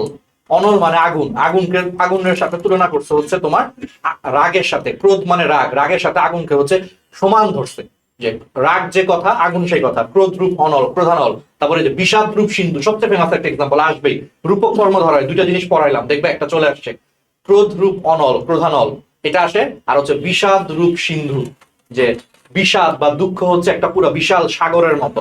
তাহলে এখানে দেখো বিষাদ এবং সিন্ধু দুটার মধ্যে রূপক তুলনা করতে একই জিনিস বোঝাইতে, এই জন্য এটাকে বলে বিষাদ রূপ সিন্ধু, বিষাদ সিন্ধু, রূপক কর্মধারয় সমাস। আর এগুলার ব্যাস বাক্যে রূপ থাকবে, যেমন বিষাদ রূপ সিন্ধু, ক্রোধ রূপ অনল, এরকম আর কি ব্যাপারটা। আচ্ছা এবার আসো হচ্ছে, তাহলে কর্মধারয় মোটামুটি বুঝলাম, তৎপুরুষ সমাসে চলে আসো। তৎপুরুষ সমাস হচ্ছে এই সমাসে, এই সমাসেও পরপদের অর্থ প্রাধান্য লাভ করবে, কিন্তু বৈশিষ্ট্য হচ্ছে এবার পূর্ব পদের বিভক্তি গুলা হচ্ছে লোপ পাওয়া শুরু করবে। পূর্ব পদের কি পাবে, পূর্ব পদের হচ্ছে তোমার বিভক্তি গুলা হচ্ছে তোমার লোপ পাওয়া শুরু করবে। বিভক্তি আবার কি, ওই যে মনে আছে প্রথমা বিভক্তি, দ্বিতীয় বিভক্তি, তৃতীয় বিভক্তি, চতুর্থী, পঞ্চমী, ষষ্ঠী, সপ্তমী বিভক্তি, যে কারক বিভক্তি পড়তো না, বিভক্তি, অর্থাৎ এই ধরনের সমাসে পরপদের অর্থে প্রাধান্য পাবে, আর পূর্ব পদের হচ্ছে তোমার বিভক্তি লোপ হয়ে এই সমাসটা হবে মূলত। এইগুলারে বলা হচ্ছে তৎপুরুষ সমাস। যেমন পূর্ব পদে যদি দ্বিতীয় বিভক্তি লোপ পায় সেটাকে বলে দ্বিতীয় তৎপুরুষ সমাস, পূর্ব পদে যদি তৃতীয় বিভক্তি লোপ পায় সেটাকে বলে তৃতীয় তৎপুরুষ সমাস, পূর্ব পদে যদি তোমার চতুর্থী বিভক্তি লোপ পায় এটাকে বলে চতুর্থী তৎপুরুষ সমাস, পূর্ব পদে যদি তোমার পঞ্চমী বিভক্তি লোপ পায় পঞ্চমী তৎপুরুষ, এমনি করে ষষ্ঠী তৎপুরুষ, সপ্তমী তৎপুরুষ, আরো কিছু আছে নই উপপদ, আর একটা হচ্ছে অলুক। ঠিক আছে, এগুলো আমরা তোমাদের একটু পরে পরে আসতে। দ্বিতীয় তৎপুরুষ হচ্ছে পূর্ব পদে হচ্ছে দ্বিতীয় বিভক্তি, দ্বিতীয় বিভক্তি কি, কে রে, এইগুলা বিলুপ্ত হয়ে যে সমাসটা হয় সেটাকে বলা হচ্ছে দ্বিতীয় তৎপুরুষ সমাস। যেমন জ্ঞানকে অর্জন, জ্ঞানার্জন, দেখো জ্ঞানার্জনে দেখো এটার ব্যাস বাক্য হচ্ছে জ্ঞানকে অর্জন, দেখো জ্ঞানকে অর্জন থেকে যখন জ্ঞানার্জন হয়েছে দেখো কি এটা বিলুপ্ত হয়ে গেছে, তাহলে পূর্ব পদে দ্বিতীয় বিভক্তি বিলুপ্ত হয়ে গেছে, এই জন্য এটাকে বলে দ্বিতীয় তৎপুরুষ। এরকম করে দেশকে রক্ষা, দেশ রক্ষা, দেখো কে দ্বিতীয় বিভক্তি লোপ পাইছে, এই জন্য এটা দ্বিতীয় তৎপুরুষ। সেই ভাবে তৃতীয় বিভক্তি, তৃতীয় বিভক্তি লোপ পাইলে তৃতীয় বিভক্তি কোনগুলা, দ্বারা দিয়ে কর্তৃক, যেমন জন দ্বারা আকীর্ণ, জনাকীর্ণ, এখানে দেখো ব্যাস বাক্যে দ্বারাটা বিলুপ্ত হয়ে গেছে, তৃতীয় বিভক্তি বিলুপ্ত হয়েছে। ঈশ্বর কর্তৃক দত্ত, ঈশ্বর দত্ত, কর্তৃকটা বিলুপ্ত হয়ে গেছে, তাহলে তৃতীয় বিভক্তি বিলুপ্ত হয়ে যে সমাস হয় তৃতীয় তৎপুরুষ। সেম ভাবে চতুর্থী বিভক্তি লোপ পেয়ে যে সমাস হয় সেটাকে বলা হচ্ছে চতুর্থী তৎপুরুষ হচ্ছে তোমার সমাস। ঠিক আছে, ওকে। এখন এখানে একটা ছোট্ট জিনিস একটু বলি, এটা যদিও তোমাদের পরীক্ষায় হয়ে আসবে না, বাট একটু বলে রাখি, দ্বিতীয় বিভক্তি আর চতুর্থী বিভক্তি এই দুইটা হচ্ছে সেম, কে রে সেম, কিন্তু পার্থক্যটা কোথায়, সম্প্রদান কারক আছে, এটা আমি বলছি আগেই বলছি, এটা পরীক্ষা হতে আসবে না। সম্প্রদান কারকে হইলে কে রে থাকলে এটাকে চতুর্থী বিভক্তি বলে, আর সম্প্রদান কারক বাদে অন্য কোনো কারকের মধ্যে কে রে থাকলে, বিশেষ করে যেমন কর্মকারকে কে রে থাকলে এটাকে দ্বিতীয় বিভক্তি বলে। যেমন এখান থেকে দুইটা ফেমাস এক্সাম্পল আছে, একটা হচ্ছে ধোপাকে কাপড় দাও, আর একটা হচ্ছে তোমার ভিক্ষুককে ভিক্ষা দাও। দুইটাই দেখো কে, একটা হচ্ছে ধোপা কে, আর একটা হচ্ছে ভিক্ষুককে ভিক্ষা দাও, এই দুইটার মধ্যে ধোপাকে এটা হচ্ছে দ্বিতীয় বিভক্তি, এখানে কি এটা দ্বিতীয় বিভক্তি কেন, কারণ তুমি যখন ধোপাকে কাপড় দাও তুমি কি ধোপাকে একদম সত্য ত্যাগ করে তোমার কাপড় দিয়ে দাও না, তুমি তারা দাও, কাপড়টা ওয়াশ করে সে তোমাকে আবার ফেরত দিবে। তার মানে তুমি এখানে কোনো দান করতেছো না। দান না করার কারণে এটা সম্প্রদান কারক না, এটা হচ্ছে কর্মকারক। কর্মকারকে তখন এটা দ্বিতীয় বিভক্তি হবে, কে এটা দ্বিতীয় বিভক্তি হবে। আর হচ্ছে ভিক্ষুককে ভিক্ষা দাও, তুমি ভিক্ষুককে ভিক্ষা দিয়ে একটু পরে বলবা এই বেটা আমার টাকাটা ফেরত দে, বলবা না। তার মানে এখানে তুমি দান করে দিচ্ছ, সত্য ত্যাগ করে দান করে দিলে এটা হচ্ছে সম্প্রদান কারক। এই যে দান করতেছো সম্প্রদান কারক, তো সম্প্রদান কারকে কে থাকলে এটা চতুর্থী বিভক্তি। ব্যাপারটা জাস্ট একটু হালকা করে বললাম। এবার আসো পঞ্চমী তৎপুরুষ। পূর্বপদে হচ্ছে পঞ্চমী বিভক্তি লোপ পাবে, মানে হতে থেকে চেয়ে লোপ পেয়ে যে সমাসটা হবে। যেমন আগা থেকে গোড়া, আগা গোড়া দেখো এই যে থেকে বিলুপ্ত হয়েছে, জন্ম হতে অন্ধ, জন্মান্ধ, হতে বিলুপ্ত হয়ে গেছে, এরকম করে পিডিএফটা একটু দেখবা। ষষ্ঠী তৎপুরুষে বুঝতেই পারতেছো ষষ্ঠী বিভক্তি লোপ পাবে, সপ্তমীতে হচ্ছে সপ্তমী বিভক্তি লোপ পাবে, এগুলো তুমি পারবা। এবার আসো নই তৎপুরুষ সমাস। নই শব্দের মানে হচ্ছে না, অর্থাৎ পূর্ব পদে না বাচক অব্যয় থাকবে, অর্থাৎ না, নেই, নাই, নয়, পূর্ব পদে হচ্ছে না বাচক শব্দ থাকলে সেখানে যে সমাস হয় সেটাকে বলে নই তৎপুরুষ সমাস। নই মানে না। যেমন ন অসন, অনশন, নয় বুঝ, অবুঝ, নয় সরকারি, বেসরকারি, পূর্ব পদে ন, না, নয় এগুলো আছে, এগুলো হচ্ছে নই তৎপুরুষ সমাস। এবার আসলে উপপদ তৎপুরুষ সমাস। উপপদ তৎপুরুষ হচ্ছে কৃদন্ত পদের সাথে উপপদের যে সমাস হয় এটাকে উপপদ তৎপুরুষ সমাস বলে। আমি জানি তোমার মাথার উপরে দিয়ে যাচ্ছে, কিন্তু এটা রাহাত ভাই আছে, টেনশন করো না, সুন্দর করে বুঝাই। একটা এক্সাম্পল দেখো, দেখো দেখো গায়ে পড়ে যে, গায়ে পড়া। আচ্ছা এখানে বলো তো পরে, পরে কি একটা ক্রিয়া শব্দ না? ক্রিয়াপদকে বলে কৃদন্ত শব্দ। ওই যে আমরা একটু আগে পড়াইছি, প্রত্যয় পড়াইলাম না যে কৃত প্রকৃতির সাথে যখন কৃত প্রত্যয় যুক্ত হয়ে পুরা শব্দটাকে তখন বলে কৃদন্ত পদ। তাহলে কৃদন্ত পদ বলতে সহজ কথায় যদি মনে রাখো ক্রিয়াপদ, ক্রিয়াপদকে কৃদন্ত পদ বলে, সহজ কথায় বলতেছি। তাহলে গায়ে পড়ে যে, পরে এটা একটা ক্রিয়াপদ, মানে এটা কৃদন্ত পদ। এই কৃদন্ত পদের ঠিক আগে যেই শব্দটা থাকে সেটাকে বলে উপপদ। বুঝছো বাংলা ভাষায়? তাহলে উপপদ কাকে বলে? এই কৃদন্ত পদ, অর্থাৎ ক্রিয়াপদের ঠিক আগের যে পদটা থাকে সেটাকে বলে উপপদ। তাহলে এখানে গায়ে হচ্ছে উপপদ, পরে হচ্ছে কৃদন্ত পদ। তাহলে উপপদের সাথে কৃদন্ত পদের যে সমাস হয় এটাকে বলে উপপদ তৎপুরুষ সমাস। এটার একটা ফেমাস এক্সাম্পল পরীক্ষা আসতেই পারে, পঙ্কে জন্মে যা, পঙ্কজ, এটা পরীক্ষা অনেক বেশি আসে। ঠিক আছে, এখানে জন্মে কৃদন্ত পদ বা ক্রিয়াপদ, তার আগে বসছে পঙ্কে, তাহলে ক্রিয়াপদের ঠিক আগের পদটাকে বলে ব্যাস বাক্যে বলে হচ্ছে উপপদ। তাহলে পঙ্কে জন্মে যা উপপদের সাথে ক্রিয়াপদের সমাস উপপদ তৎপুরুষ সমাস, শেষ। আর লাস্টেরটা হচ্ছে অলুক তৎপুরুষ। অলুক মানে এখানে কোনো বিভক্তি লুপ্ত হবে না, এখানে কোনো বিভক্তির লোপ পাবে না। যেমন খেলার মাঠ, এটা মানে খেলার মাটি। ঘোড়ার ডিম, এটা মানে ঘোড়ার ডিমই। তাহলে দেখো খেলার মাঠ, এই র বিভক্তি কিন্তু লোপ পায় নাই। ঘোড়ার ডিম, রটা কিন্তু লোপ পায় নাই। তাহলে পূর্ব পদে কোনো বিভক্তি লোপ না পেলে এটাকে বলে অলুক তৎপুরুষ সমাস। অলুক মানে বিভক্তি লোপ পায় না। ঠিক আছে, ওকে। এবার আসো অব্যয়ীভাব সমাস। অব্যয়ীভাব সমাস হচ্ছে পূর্ব পদে হচ্ছে অব্যয়যুক্ত কোনো শব্দ থাকবে, তার সাথে হচ্ছে সমাস হবে এবং সেই অব্যয় শব্দটাই প্রধানভাবে প্রকাশ পাবে। অর্থাৎ পূর্ব পদে হচ্ছে অব্যয় পদ থাকবে, তার সাথে সমাস হবে এবং এখানে অব্যয় শব্দটা অর্থাৎ পূর্ব পদের অর্থই প্রাধান্য পাবে। তাহলে তুমি খেয়াল করো, আমরা যতগুলো সমাস বললাম এর মধ্যে অব্যয়ীভাব সমাসই হচ্ছে একমাত্র সমাস যেখানে পূর্ব পদের অর্থই প্রাধান্য পায়, আর দ্বন্দ্ব সমাসে দুইটার অর্থই প্রাধান্য পায়।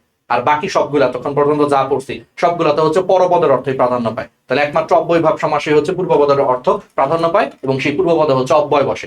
যেমন মরণ পর্যন্ত, আমরণ, এগুলো আমি মনে রাখতাম এমনি, এগুলোকে তুমি হচ্ছে ওই যে বাক্য সংক্ষেপণে পড়ছো, বাক্য সংক্ষেপন পড়ছো না ছোটবেলায়?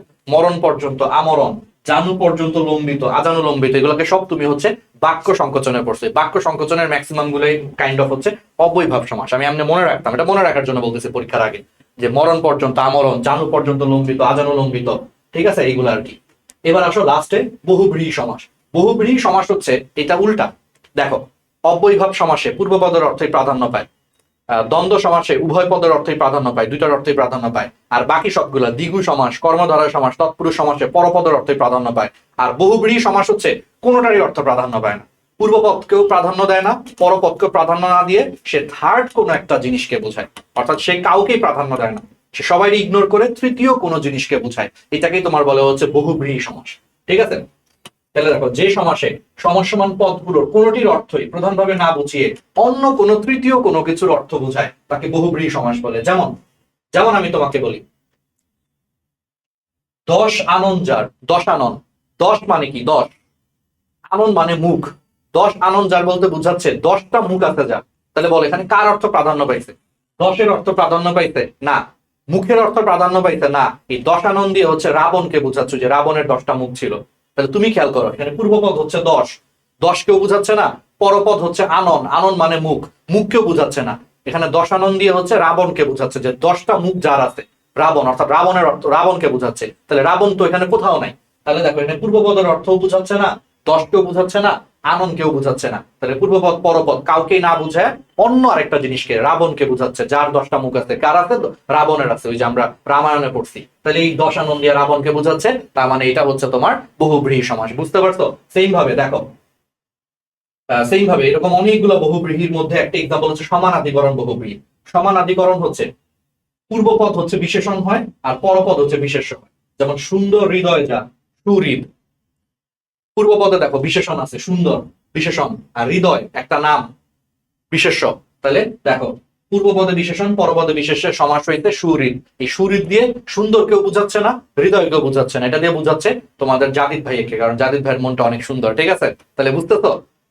দেখো সুন্দর কেউ বুঝাচ্ছে না, হৃদয় কেউ বুঝাচ্ছে না, বুঝাচ্ছে যে সুন্দর হৃদয়ের অধিকারী এমন কোন একজন মানুষকে। তাহলে তৃতীয় পদের অর্থ প্রাধান্য পাচ্ছে, এটাই হচ্ছে বহুব্রীহি সমাস। তাহলে এটা হচ্ছে সমানাধিকরণ বহুব্রীহি। আর ব্যাধিকরণ বহুব্রীহি হচ্ছে যেই সমাসের পূর্বপদ এবং পরপদ বহুব্রীহি সমাসের দুইটাই বিশেষ্য হবে, দুইটাই বিশেষ্য হবে, সেটাকে বলে ব্যাধিকরণ বহুব্রীহি। যেমন বিনা পানিতে যার, বিনা পানি, দেখো বিনা মানে এক ধরনের বাদ্যযন্ত্র, আর এই পানি, এই পানি কিন্তু খাবার পানি না, এই পানি কিন্তু মূর্ধন্য দিয়ে, পিডিএফটা আমি দিয়ে দেবো একটু পরে, টেনশন করো না। এই মূর্ধন্য দিয়ে হচ্ছে হাত বুঝায়, এই পানি মানে হাত, এই পানি মানে কিন্তু খাবার না। ওই যে বলে না যে আপনার মেয়ের পানি প্রার্থী, মানে আপনার মেয়ের হাতটা আমি চাই, এই পানি মানে কিন্তু খাবার পানি না। তাহলে বিনা পানিতে যার, বিনা মানে বাদ্যযন্ত্র, এই পানি মানে হাতকে বোঝাচ্ছে, মূর্ধন্য দিয়ে যে পানি সেটা হাতকে বোঝায়। তাহলে বিনা হচ্ছে বিশেষ্য, পানীয় বিশেষ্য। তাহলে দুইটা বিশেষ্য পদের মধ্যে যে বহুব্রীহি সমাস হয়, এটাকে তোমার বলা হচ্ছে ব্যাধিকরণ বহুব্রীহি। আর এটা দিয়ে আসলে কারে বুঝাচ্ছে বলো? এটা দিয়ে বাদ্যযন্ত্রও বুঝাচ্ছে না, এটা দিয়ে হাতকেও বুঝাচ্ছে না, এটা দিয়ে বুঝাচ্ছে এমন কাউকে যার হাতে বাদ্যযন্ত্র থাকে। এটা কাকে বুঝাচ্ছে? সরস্বতীকে বুঝাচ্ছে।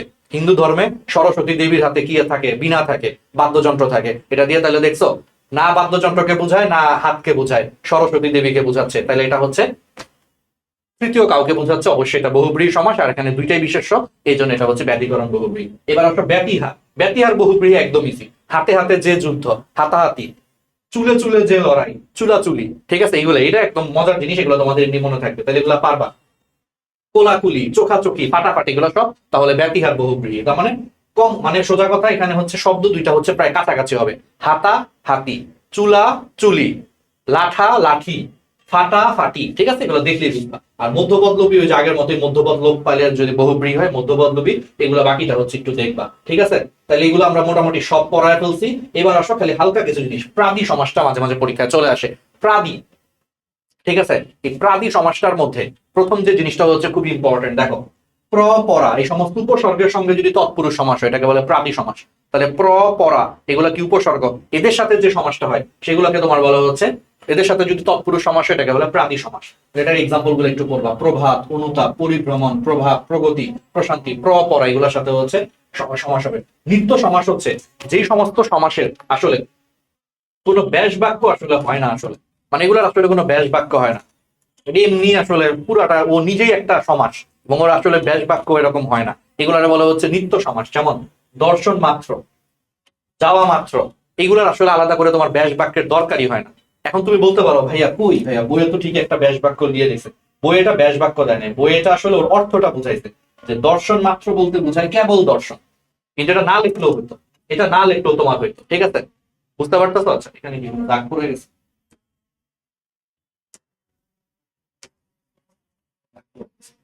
আচ্ছা, বুঝছো? কেবল দর্শন, এটা দর্শন মাত্র, এটা না লিখলেও হইতো। তো বুঝতেই পারতো এগুলাতে নর্মালি ব্যাস বাক্যের দরকার হয় না, এগুলাকে বলা হচ্ছে নিত্য সমাস। আরেকটা হচ্ছে উপপদ সমাস, একটু আগে পড়াইতে না, ওই যে কৃদন্ত পদের সাথে উপপদের যে সমাস হয়, যেমন পঙ্কে জন্মে যা, পঙ্কজ, উপপদ সমাস। ঠিক আছে? তাহলে এগুলো হচ্ছে তোমরা মোটামুটি পারবা।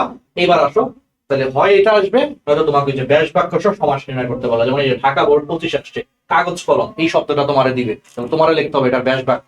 কাগজ ও কলম কেমনে বুঝবা? কারণ তুমি নিজেই দেখতেছো কাগজ কলম দুইটারই অর্থ প্রাধান্য পাচ্ছে, কাগজ প্রাধান্য দিচ্ছে, কলমকে প্রাধান্য দিচ্ছে, মানে এটা দ্বন্দ্ব সমাস। আর দ্বন্দ্ব সমাস হইলেই মাঝখানে ও বসবে। তাহলে কাগজ ও কলম, কাগজ কলম, তাহলে দ্বন্দ্ব সমাস, মাঝখানে হচ্ছে ও বসবে, শেষ দ্বন্দ্ব সমাস। তেপান্তর, বুঝতেই পারতেছো তিন প্রান্তরের সমাহার, দ্বিগু সমাস। নবীন বরণ, নবীনকে বরণ, দ্বিতীয় তৎপুরুষ, এগুলো একটু দেখবা।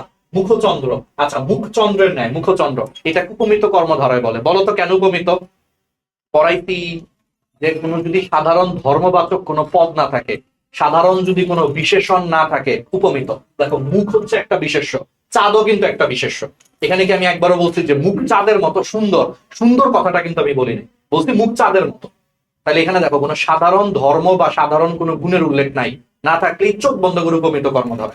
আর যদি থাকতো তুষারের মতো শুভ্র, শুভ্র মানে সাদা, এটা একটা গুণ বুঝায়, গুণ থাকলে এটা উপমান কর্ম ধরে, বুঝছো? আর জীবনে কাজ লাগবে না। সিংহাসন টিকটকে বড়াইতি মধ্যপদলবী। কাজল, যেমন এই যে দেখো কাজলের ন্যায় কালো, কালো কিন্তু একটা গুণ, তাহলে এখানে গুণ চলে আসছে, এটা উপমান কর্ম ধরে, চোখ বন্ধ করে বস। আর এখানে কোনো গুণের উল্লেখ হয় নাই, যে মুখ চন্দ্রের মতো সুন্দর, এরকম কোনো সুন্দর টুন্দর কিছু বলে নাই, তাহলে এটা দুইটাই বিশেষ্য, এটা উপমিত কর্ম ধরে, বুঝছো বস? শেষ। এবার এগুলো একটু দেখবা, ব্যাস একদম শেষ। দেখছো একদম মানে ক্রিস্টাল ক্লিয়ার যাকে বলে। ঠিক আছে, এখন বাকি পার্টটা গ্রামারের তোমাদের জাদিদ ভাই হচ্ছে পড়াবে, উপসর্গ পার্টটা জাদিদ, বাকি পার্টটা হচ্ছে তোমাদের জাদিদ ভাই হচ্ছে পড়াবে। এটা কাজ করতেছে না এটা?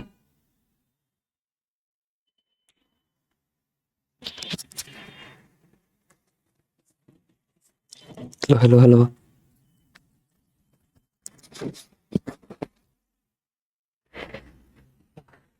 আসসালামু সবাইকে। তো রাহাত ভাই খুবই দারুণ একটা ক্লাস পেলো। তো আমাদের বাকি পার্টটুকু বাকি আছে, সেই পার্টটুকু হচ্ছে আমরা এখন ক্লিয়ার করব ইনশাল্লাহ। তেমন তোমাদের কোনো সমস্যা থাকবে না। তো উপসর্গ এই জায়গা থেকে, ঠিক আছে, তোমরা জানো উপসর্গ আর হচ্ছে প্রকৃতি প্রত্যয় আর হচ্ছে সমাস, ঠিক আছে, এই তিনটা হচ্ছে ঘুরায় পেঁচায় আসে। তো এই একটা ক্লাসে উপসর্গ 100% কমন আসবে এবং ইনশাল্লাহ তুমি হচ্ছে পরীক্ষায় পারবা এবং তোমার পরীক্ষা খুবই ভালো হবে ইনশাল্লাহ। দেখো একদম বেসিক সব ক্লিয়ার হয়ে যাবে। ওকে চলো তাহলে উপসর্গ ক্ষেত্রে আমি তোমাদেরকে উপসর্গ পড়ানোর আগে জাস্ট এখানে স্লাইড গুলো আছে, প্রথমে খেয়াল করো এটা, যে উপসর্গ কাকে বলে এবং উপসর্গের প্রয়োজনীয়তা ব্যাখ্যা করো। তাহলে উপসর্গ কাকে বলে? আসলে উপসর্গ হচ্ছে মেইনলি অব্যয় জাতীয় শব্দাংশ আছে, কিছু অব্যয় জাতীয় শব্দাংশ আছে যেগুলো স্বাধীন পদরূপ ব্যবহৃত হতে পারে না, কিন্তু শব্দ বা ধাতুর আগে বসে তার অর্থের সংকোচন, সম্প্রসারণ, পূর্ণতা অথবা পরিবর্তন সাধন, নতুন অর্থবোধক শব্দ তৈরি করতে পারে, তাকে বলা হয় উপসর্গ। ঠিক আছে, তাহলে এরা অব্যয় জাতীয় শব্দাংশ এবং স্বাধীন পদরূপ ব্যবহৃত হতে পারে না, কিন্তু শব্দ বা ধাতুর পূর্বে বসে অর্থের সংকোচন, সম্প্রসারণ, পূর্ণতা, পরিবর্তন সাধন এগুলা করে, যেমন অগা, অনা, অপ, এরকম অনেক উপসর্গ আছে। উপসর্গের প্রয়োজনীয়তা যদি তোমাদেরকে বলে তাহলে তুমি কি লিখবা? যে তোমাকে উপসর্গের প্রয়োজনীয়তা যদি তোমাকে একটু বলতে বলে, যে উপসর্গের প্রয়োজনীয়তা গুলা যদি বলে, তখন তুমি কি করবা? ওকে চলো তো দেখাই। এগুলো হচ্ছে রাহাত ভাই পড়াইছে তোমাদেরকে।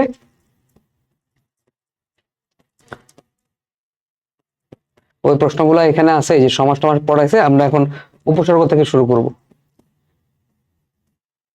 ওকে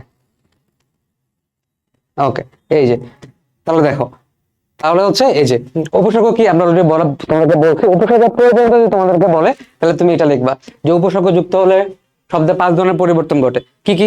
যে অর্থবোধক, নতুন অর্থবোধক শব্দ তৈরি হয়, যেমন হচ্ছে হার, হার একটা শব্দ, ঠিক আছে, হার। তুমি যদি উপসর্গ এখানে লাগাও তাহলে যোগ হার, প্রহার, ঠিক আছে, প্রহার, প্রহার মানে হচ্ছে মারা। তাহলে অর্থবোধক, নতুন অর্থবোধক শব্দের তোমার সৃষ্টি হচ্ছে, শব্দের অর্থ পরিপূর্ণ হয়ে ওঠে। যেমন রূপ, রূপ এর আগে তুমি অপযুক্ত করছো, যোগ রূপ, অপরূপ, উপসর্গ যুক্ত করছো অপরূপ, উৎকৃষ্ট, তাহলে শব্দের অর্থ একটা পরিপূর্ণতা পাচ্ছে। শব্দের অর্থ সম্প্রসারিত হয়, যেমন তাপ থেকে প্রতাপ, প্রতাপ মানে কি? পরাক্রমশালী কেউ, প্রতাপ পরাক্রমশালী। শব্দের অর্থের সীমানা সংকুচিত হয়, মানে শব্দের অর্থটা ধরো আগে ছিল রাজি, রাজি, এরপর হয়েছে নিমরাজি, তো নিমরাজি মানে কি? অর্ধেক রাজি, তাহলে অর্থটা সংকুচিত হচ্ছে, সীমানাটা, অর্থের সীমানা। শব্দের অর্থের পরিবর্তন ঘটে, যেমন হাস থেকে ইতিহাস, ইতিহাস মানে পুরাণ কাহিনী, তাহলে অর্থের একটা পরিবর্তন তুমি করতেছো, ঠিক আছে, পরিবর্তন করতেছো। তাহলে বলে যে হচ্ছে উপসর্গ ক্ষেত্রে উপসর্গ কাকে বলে, উপসর্গের প্রয়োজনীয়তা, যেটা কুমিল্লা বোর্ডে আসছে, চট্টগ্রাম বোর্ডে আসছে। তো তুমি এটা দিবা, লিখবা, এরপর তুমি বলবা যে উপসর্গের নিজের কোনো অর্থ নাই, কিন্তু অন্য অর্থপূর্ণ শব্দের আগে বসে নতুন অর্থবোধক শব্দ তৈরি করে এবং একাধিক নতুন অর্থের রচনা সৃষ্টি করে, ঠিক আছে, ফলে শব্দ ভান্ডার বৃদ্ধি পায়, শব্দ গঠনের সহায়তা হয়, ভাষার সৌন্দর্য, মাধুর্য, সাবলীলতা, গতিশীলতা সৃষ্টিতে উপসর্গ গুরুত্বপূর্ণ ভূমিকা পালন করে। এতটুকু লিখলে তোমার ইনশাআল্লাহ হয়ে যাবে। ওকে, এরপর যে প্রশ্নটা পরীক্ষায় মানে হর হামেশায় আসে, মানে এটা একদম পেইড প্রশ্ন, ঠিক আছে, খুবই ইম্পর্টেন্ট, যে উপসর্গের অর্থবাচকতা নাই কিন্তু অর্থদ্যোতকতা আছে, উদাহরণস্বরূপ বিশ্লেষণ করো। তাহলে অর্থবাচকতা নাই মানে হচ্ছে যে নিজের কোনো অর্থ নাই, অর্থদ্যোতকতা আছে মানে কি? এটা নতুন অর্থ তৈরি করার ক্ষমতা রাখে, বা শব্দের অর্থের একটা চেঞ্জ আনতে পারে, সেখানে অনেক ধরনের পরিবর্তন আনতে পারে, সম্প্রসারণ, সংকোচন, অনেক কিছু করতে পারে। তাহলে ওরা হচ্ছে অব্যয়জাতীয় শব্দাংশ, যারা হচ্ছে স্বাধীন শব্দ হিসেবে ব্যবহৃত হতে পারে না, কিন্তু নতুন অর্থবোধক শব্দ তৈরি করতে পারে। ঠিক আছে, তৈরি করতে পারে। তাহলে অর্থবাচকতা নাই মানে কি, এদের নিজের কোনো অর্থ নাই। অর্থবিভাগতা মানে কি, এরা চেঞ্জ করতে পারে। যে আমরা দেখতেছি যে নতুন অর্থবোধক শব্দ তৈরি হয়, আগে যা পড়ছি ওটা আমি দিয়ে দিচ্ছি, তোমাদের নতুন করে আর আলাদা করে এক্সট্রা করে পড়ার দরকার নাই। যে নতুন অর্থবোধক শব্দ সৃষ্টি হয়, প্রহার, ঠিক আছে, শব্দের অর্থ পরিপূর্ণ হয়ে যায়, অপরূপ, ঠিক আছে, ওই যেটা আমরা একটু আগেই বলছি সেগুলা। তারপর তুমি সুন্দর মতো লিখবা যে এরা আসলে অর্থের বৈচিত্র্য সাধন করে, কিন্তু তোমরা যদি নিজেরা আলাদা করে বসে তাহলে কিন্তু আসলে আলাদা কোনো অর্থ প্রকাশ করে না। কিন্তু যদি তারা যদি যুক্ত হয়, শব্দের উপরে যুক্ত হয়, তাহলে নানা পরিবর্তন করার পাশাপাশি নতুন শব্দ গঠন করে। ঠিক আছে, তাহলে তার মানে যাদের অর্থ বাচকতা নাই, নিজের কোনো অর্থ নাই, কিন্তু অর্থবোধকতা আছে, অন্য কোনো শব্দের আগে বা ধাতুর আগে বসলে অর্থের একটা চেঞ্জ তারা করতে পারে, অর্থের চেঞ্জ তারা করতে পারে, এবং নতুন অর্থবোধক শব্দ তৈরি করার তারা ক্ষমতা রাখে। এবং আমরা দেখছি যে এখানে অনেক ধরনের পরিবর্তন তারা সাধন করতে পারে। ঠিক আছে, তাহলে এই প্রশ্নটা খুবই ইম্পর্টেন্ট, 5 স্টার, তোমাকে অবশ্যই পারতে হবে। ঠিক আছে, খুবই ইম্পর্টেন্ট, তোমাকে অবশ্যই পারতে হবে। ওকে, তুমি পারবা এখন আশা করি, খুবই ইম্পর্টেন্ট। উপসর্গের শ্রেণী বিভাগ, এটা 24-এ আসছে ঢাকা বোর্ডে, তো এটা একটু দেখে রাখো উপসর্গ কি কি কি কি টাইপের হয়। ঠিক আছে, আমি অলরেডি জানি। আমরা দেখো উপসর্গ 3 প্রকার মেইনলি। একটা সংস্কৃত উপসর্গ, যেগুলো সংস্কৃত শব্দ থেকে হুবহু আসছে, সংস্কৃত উপসর্গ। ঠিক আছে, সংস্কৃত উপসর্গ। তাহলে এখানে হচ্ছে মোট 20টা উপসর্গ থাকে সংস্কৃত উপসর্গ। তুমি একবার করে পড়বা এগুলা, ঠিক আছে, প্র, পরা, অপ, সমনি, অব, অনুনি, উপসর্গগুলো একটু দেখে নিবা, সংস্কৃত উপসর্গগুলো একবার করে পড়বা। তার বাংলা উপসর্গ, বাংলা উপসর্গ মোট 21টা। ঠিক আছে, বাংলা উপসর্গ হচ্ছে 21টা। তাহলে এটা তোমার নর্মালি মনে থাকে না যে হচ্ছে কোনটা কত, মানে সংখ্যা কত। তাহলে তুমি মনে রাখতে পারো দেশি, দেশি মানে কি, দেশি মানে হচ্ছে বেশি। ঠিক আছে, তুমি এভাবে মনে রাখো যে দেশি মানে হচ্ছে বেশি, দেশি হচ্ছে বেশি, বেশি কয়টা, 21টা। ঠিক আছে, বেশি কয়টা, বেশি হচ্ছে 21টা। তাহলে তুমি বাংলা উপসর্গ গুলো দেখবা যে এখানে হচ্ছে 21টা উপসর্গ আছে। ঠিক আছে, আচ্ছা, এবার বিদেশি উপসর্গ ধরো আরবি, ফার্সি, ইংরেজি, হিন্দি, এইসব ভাষাতে কিছু কিছু উপসর্গ আসছে। ঠিক আছে, এগুলো হচ্ছে বিদেশি উপসর্গ। দর, না, নিম, ফি, বট, বে, বট। ঠিক আছে, একবার করে পড়বা। ফুল, হ্যাট, সাম, এই যে রাষ্ট্রগুলো, হ্যাট, সাম, এগুলো তো ইংরেজি ভাষা থেকে আসছে। ঠিক আছে, এগুলো হচ্ছে ইংরেজি উপসর্গ, মানে ওভারঅল হচ্ছে এটা বিদেশি উপসর্গ। ওকে, এরপর তুমি যাবা, এরপর দেখো এই যে এই প্রশ্নটা পরীক্ষা আসছে যে উপসর্গ কাকে বলে, এবং তুমি জানো উপসর্গ কাকে বলে, সুন্দর করে আমরা লিখে দিছি। এবং প্র, অপ, আ, সমনি উপসর্গগুলো প্রত্যেকটি দ্বারা একটি করে শব্দ গঠন করো। তাহলে শব্দ গঠন করতে বলছে, তাহলে সুন্দর প্র দিয়ে তুমি প্রশংসা লিখে দিলা। ঠিক আছে, অপ দিয়ে অপরাধ, আ দিয়ে আগাছা, সম দিয়ে সমদিক, নি দিয়ে নিখুঁত। খুব সুন্দরভাবে তুমি তোমার ইচ্ছা মতো যে কোনো শব্দ তুমি সুন্দর করে লিখে দিবা। ঠিক আছে, এগুলো তো খুবই ইজি, তুমি পারবা। ওকে, এরপর আসো, এ দেখো উপসর্গ কাকে বলে, অনু ও পরি উপসর্গ যুগে 2টি করে শব্দ গঠন করো। স্লাইড তোমাদেরকে দিয়ে দিব, পিডিএফটা তোমাদেরকে দিয়ে দিব, চিন্তা করার কোনো কারণে। উপসর্গের যে ডেফিনেশনটা আমি তোমাকে প্রথমে বলছি সেটা তুমি লিখবা, সুন্দর করে সেটা লেখা আছে। ঠিক আছে, আমি তোমাকে যেটা প্রথমে বলছি যে উপসর্গ কাকে বলে, সুন্দর করে ডেফিনেশনটা তুমি লিখবা। ঠিক আছে, সুন্দর করে ডেফিনেশনটা তুমি লিখবা।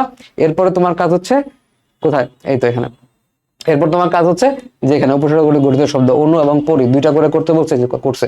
অনুশীলন, অনুবাদ, পরি দিয়ে পরিভ্রমণ, পরিত্যাগ। So very easy. ঠিক আছে, খুবই সহজ। ঠিক আছে, খুবই সহজ। আচ্ছা, বিদেশি উপসর্গ ব্যবহার করে 5টি শব্দ গঠন করো। তাহলে বিদেশি উপসর্গ আমরা একটু আগে যেগুলো তোমাদেরকে দেখালাম, বিদেশি উপসর্গ।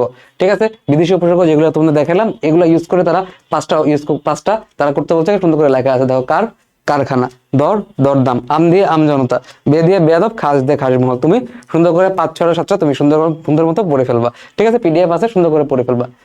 ওকে, তাহলে এটা হচ্ছে মোটামুটি উপসর্গ। যদি আমি বলি যে তোমাকে অবশ্যই পড়তে হবে, এবং এটা পরীক্ষার জন্য 100% ইম্পর্টেন্ট, এবং উপসর্গ থেকে এই প্রশ্নটা তুমি মাস্ট পড়ে যাবা। সেটা হচ্ছে কি, উপসর্গের অর্থবাচকতা নেই কিন্তু অর্থবোধকতা আছে, এইটা তোমাকে মাস্ট পড়তে হবে। এটাই হচ্ছে তোমার একদম ম্যান্ডেটরি কাজ। ঠিক আছে, এটা তোমাকে না পড়ে গেলে তোমার পাপ হবে, সহজ বাংলা। ঠিক আছে, তার মানে ইম্পর্টেন্স বোঝানোর জন্য বলতেছি, তো এটা তোমাকে অবশ্যই পড়তে পারতে হবে। ঠিক আছে, তাহলে উপসর্গ আমাদের শেষ। ওকে, উপসর্গ শেষ। এবার চলো আমরা গ্রামারের নেক্সট টপিকে চলে যাই, গ্রামারের। ওকে, এরপরে আসো, হ্যাঁ, অনুবাদ তোমাদেরকে আমি পড়াবো, চিন্তা করার কোনো কারণ নাই। অনুবাদ নির্মিতির পার্ট, তো নির্মিতির পার্ট এটা আমরা পড়াবো। আসো, এবার আসো, এই যে অপপ্রয়োগ এবং হচ্ছে শুদ্ধ প্রয়োগ, অপপ্রয়োগ এবং হচ্ছে শুদ্ধ প্রয়োগ। তো এখান থেকে কি প্রশ্ন থাকে, অপপ্রয়োগ এবং শুদ্ধ প্রয়োগ। ওকে, তো খেয়াল করো যে এই একটা ক্লাসের ভিতরে তোমাদের অপপ্রয়োগ এবং হচ্ছে শুদ্ধ প্রয়োগ 100% ইনশাল্লাহ পরীক্ষা কমন পাবা, এবং হচ্ছে একদম আনসার করতে পারবে, এবং খুব ভালো মতো তুমি হচ্ছে 5 নাম্বার তুলে ফেলতে পারবা। তো ভিডিওটা দেখো ক্লিয়ারলি। ওকে, এরপর আসো যে এই জায়গায় আমাদের অপপ্রয়োগ শুদ্ধ প্রয়োগের ভিতরে ভাই, এখানে তুমি জাস্ট বোর্ড প্রশ্ন আগে যেগুলো আসছে, এগুলো যদি তুমি খুব ভালো মতো পড়ো, তুমি খুব ইজিলি কিন্তু এগুলো আনসার করতে পারবা। যেমন দেখো, আমি না বুদ্ধিমান মেয়ে, তা আমি না বুদ্ধিমান মেয়ে, আমি না হচ্ছে মেয়ে, তাহলে এখানে তোমাকে বলতে হবে বুদ্ধিমতী, ঠিক আছে, বুদ্ধিমতী। তারপর দেখো সব ছাত্ররা উপস্থিত আছে, একটু জাস্ট চিন্তা করেই করবা এগুলা, এত মানে কয়েকবার তুমি পড়লে তুমি বুঝতে পারবা যে ভুলটা কোথায় আছে। সব ছাত্ররা উপস্থিত আছে, ঠিক আছে, তুমি বলতে ভাই সব আবার ছাত্ররা, ঠিক আছে, তার মানে সব বলছো আবার ছাত্ররা বলছো, এরকম হবে না, তুমি বলো সব ছাত্র উপস্থিত আছে, ঠিক আছে, সব ছাত্র উপস্থিত আছে। তিনি সপরিবারে অনুষ্ঠানে উপস্থিত, দেখো এর নিচে ব আছে, এটা খুবই ইম্পর্টেন্ট, এটা অনেকেই ভুল করে, এই জায়গায় ভুল করা যাবে না, ঠিক আছে, এগুলো খুবই সহজ জিনিস, ঠিক আছে। এর নিচে তুমি হচ্ছে ব দিছো, ঠিক আছে, আর একটা তাহলে এই এর নিচে ব দিলে মেনলি বোঝা হচ্ছে নিজ, ঠিক আছে, নিজ। আর এই দিয়ে যদি বোঝে তার মানে হচ্ছে সহ, ঠিক আছে। তাহলে এই এর নিচে ব দিলে এটা হচ্ছে নিজ, সপরিবারে অনুষ্ঠানে উপস্থিত। তাহলে পরিবার, তুমি পরিবার বলতো, আবার এখানে নিজ বলার কিছু নয়, তুমি মেনলি হচ্ছে বলবা যে পরিবার সহ, তিনি সপরিবারে অনুষ্ঠানে উপস্থিত, তাহলে তিনি পরিবার সহ অনুষ্ঠানে উপস্থিত, ঠিক আছে, তিনি নিজ পরিবারে অনুষ্ঠানে উপস্থিত, এরকম না, ঠিক আছে। তাহলে এই বলা যাবে না, নিচে ব, এটা নিজ বোঝায়, সেটা বোঝানো যাবে না, এই টা ইউজ করতে হবে, যেটা হচ্ছে সহ বোঝায়, তিনি সপরিবারে অনুষ্ঠানে উপস্থিত, তিনি পরিবার সহ অনুষ্ঠানে উপস্থিত, ঠিক আছে। তাহলে এই জিনিসটা তোমাকে মনোযোগ দিয়ে খেয়াল রাখতে হবে, এটা পরীক্ষা হর হামেশায় আসে। তিনি, তারপর দেখো সে মোকদ্দমায় সাক্ষী দিয়েছে না সাক্ষ্য দিয়েছে, ঠিক আছে, পিডিএফটা দিয়ে দেবো, সুন্দর দেখে নিবা, সাক্ষ্য দিয়েছে, ঠিক আছে, সাক্ষ্য দিয়েছে, ঠিক আছে। হ্যাঁ দেখো অশ্রু জলে বুক ভেসে গেল, ঠিক আছে ভাই, অশ্রু জলে বুক ভেসে গেল, অশ্রু কথাটার মানে কি? অশ্রু মানেই তো চোখের জল, ঠিক আছে, আবার জলে ইউজ করতেছো, এরকম করা যাবে না, তুমি বলবো যে অশ্রুতে বুক ভেসে গেল, বা চোখের জলে, ঠিক আছে, চোখের জলে বুক ভেসে গেল, ভাই অশ্রু জল দুটা একসাথে ইউজ করার দরকার না, তুমি অশ্রু মানেই তো চোখের জল, ঠিক আছে, তাহলে এখানে অশ্রুতে বুক ভেসে গেল বা চোখের জলে বুক ভেসে গেল, ঠিক আছে। তারপর আসো, তারপর দেখো এই যে পরবর্তীতে আপনি আবার আসবেন, পরবর্তী সময় আপনি আবার আসবেন, কয়েকবার পড়লে তোমার মনে থাকবে যে মাদকা শক্তি, এখানে দন্তাস হবে, মাদকা শক্তি ভালো নয়, সাবধান পূর্বচন, সাবধানে চলবে, ঠিক আছে। তারপর মনুষ্যের উপর 2025, তো এখানে আমাদের প্রশ্নগুলো সবই দেওয়া আছে, ঠিক আছে, প্রশ্ন সবগুলো দেওয়া আছে। এখন প্রশ্ন হচ্ছে ভাই, প্রশ্নগুলো যে আমি পড়তেছি এখানে আসলে মেনলি তুমি চেষ্টা করবা হচ্ছে গত 5 বছরের পড়ে ফেলতে, ঠিক আছে, মানে 1 বছর করে যাবা, 5 বছরের মিলে তুমি পড়বে, এরপর যদি টাইম পাও বাড়তে পড়তে পারো, বাট এটলিস্ট 5 বছর তুমি হচ্ছে যে দেখে যাও, দেখবে যে এগুলো থেকে ঘুরে পেতে চলে আসবে, ঠিক আছে। বাট এরপর যদি তুমি টাইম পাও বেশি দেখতে পারো, ঠিক আছে, যত দেখবে তত ভালো, ঠিক আছে, না পারলেও এটলিস্ট তুমি 5 বছর দেখে যাবে ভালো মতো, ঠিক আছে।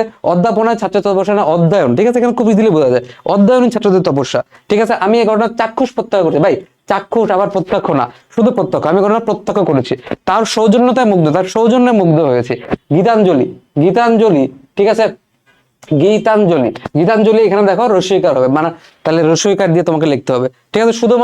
শুধু বলতেছে আবার মাত্র বলতে, তাহলে শুধু, ঠিক আছে, শুধুমাত্র বলা যাবে না, শুধুমাত্র গায়ের জোরে কাজ, শুধু বললো আবার মাত্র বললা, তাহলে শুধু, ঠিক আছে, একই শব্দের বারবার ইউজ করার দরকার নেই, একই টাইপের শব্দ, ঠিক আছে। দেখো আবার এখানে সেম বল, সকল ছাত্রগণ ক্লাসে উপস্থিত, তাহলে তুমি বলো সকল ছাত্র, ঠিক আছে, ক্লাসে উপস্থিত ছিল, ঠিক আছে, সকলও বলছো, আবার গণও যুক্ত করছো, হবে না, সে সবাই উপস্থিত ছিলেন, তিনি সবাই উপস্থিত ছিলেন, ঠিক আছে, শব্দ তিনি, সে আমার অধীন, তাহলে দেখবা যে তোমার এই যে তুমি পড়লা, ঠিক আছে, এই যে তুমি দুইটা পড়লা, দেখবা যে আস্তে আস্তে কিন্তু এই জিনিসগুলো আসবে, এই যে সৌজন্যতা আবার আসছে, সৌজন্যে মুগ্ধ হলাম, অশ্রুজল আবার আসছে, ঠিক আছে, দেখবে প্রশ্নগুলো এরকম রিপিট চলে আসে, অশ্রুজলে বুক বের, অশ্রুটা মুখ বসে গেল, কেবলমাত্র, যে কেবলও বলতেছে মাত্র বলতেছে, তাহলে কিন্তু একটা ইউজ করতে হবে, কেবল, ঠিক আছে, এভাবে আসে পরীক্ষা।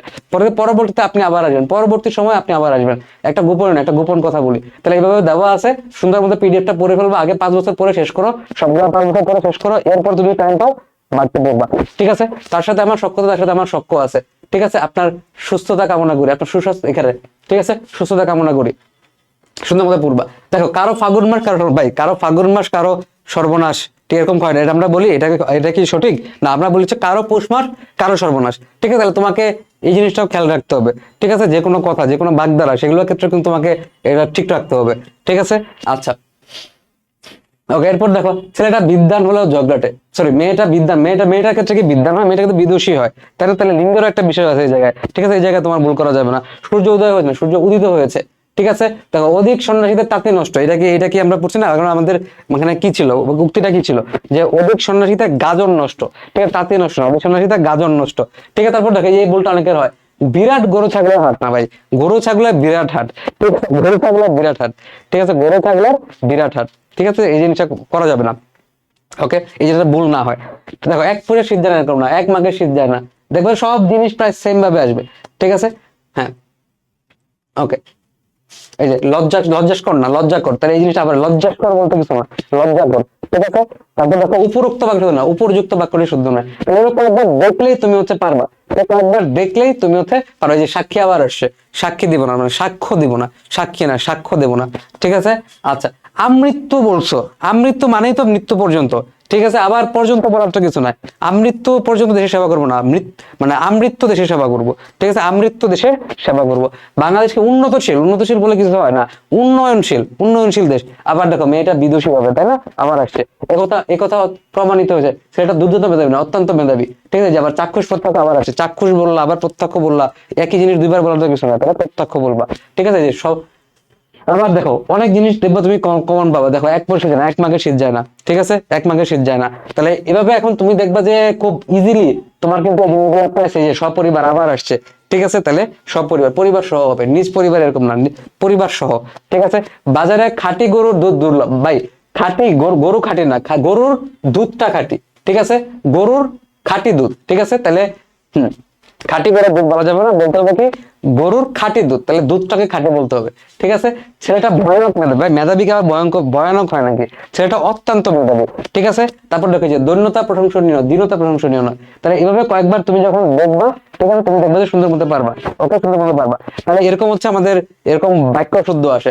এবং আরেকটা জিনিস এখানে আসে, সেটা হচ্ছে আমাদেরকে অনুচ্ছেদ দিয়ে দেয়, ঠিক আছে, অনুচ্ছেদ দিয়ে দেয়।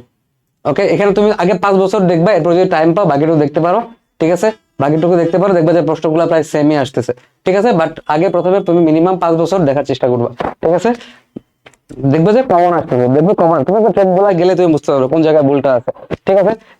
এখন প্রশ্ন হচ্ছে অনুচ্ছেদ থেকে আমার কাছে পার্সোনালি মনে হয় যে তুমি যদি শব্দ মানে বাক্যগুলা শুদ্ধিকরণ দাও, তাহলে তোমার জন্য ইজি, মানে হচ্ছে তুমি খুব ইজিলি তুমি কিন্তু পরীক্ষার হলে নাম্বার বেশি তুলতে পারবা, ঠিক আছে, তুমি পারো সেগুলা। বাট ইনকে যদি দেখা যাচ্ছে যে তুমি পারতেছো না, একদমই পারতেছো না, সেক্ষেত্রে তুমি অনুচ্ছেদটা দিতে পারো, ঠিক আছে, বাট ওটা দেওয়াটা বেটার, ঠিক আছে।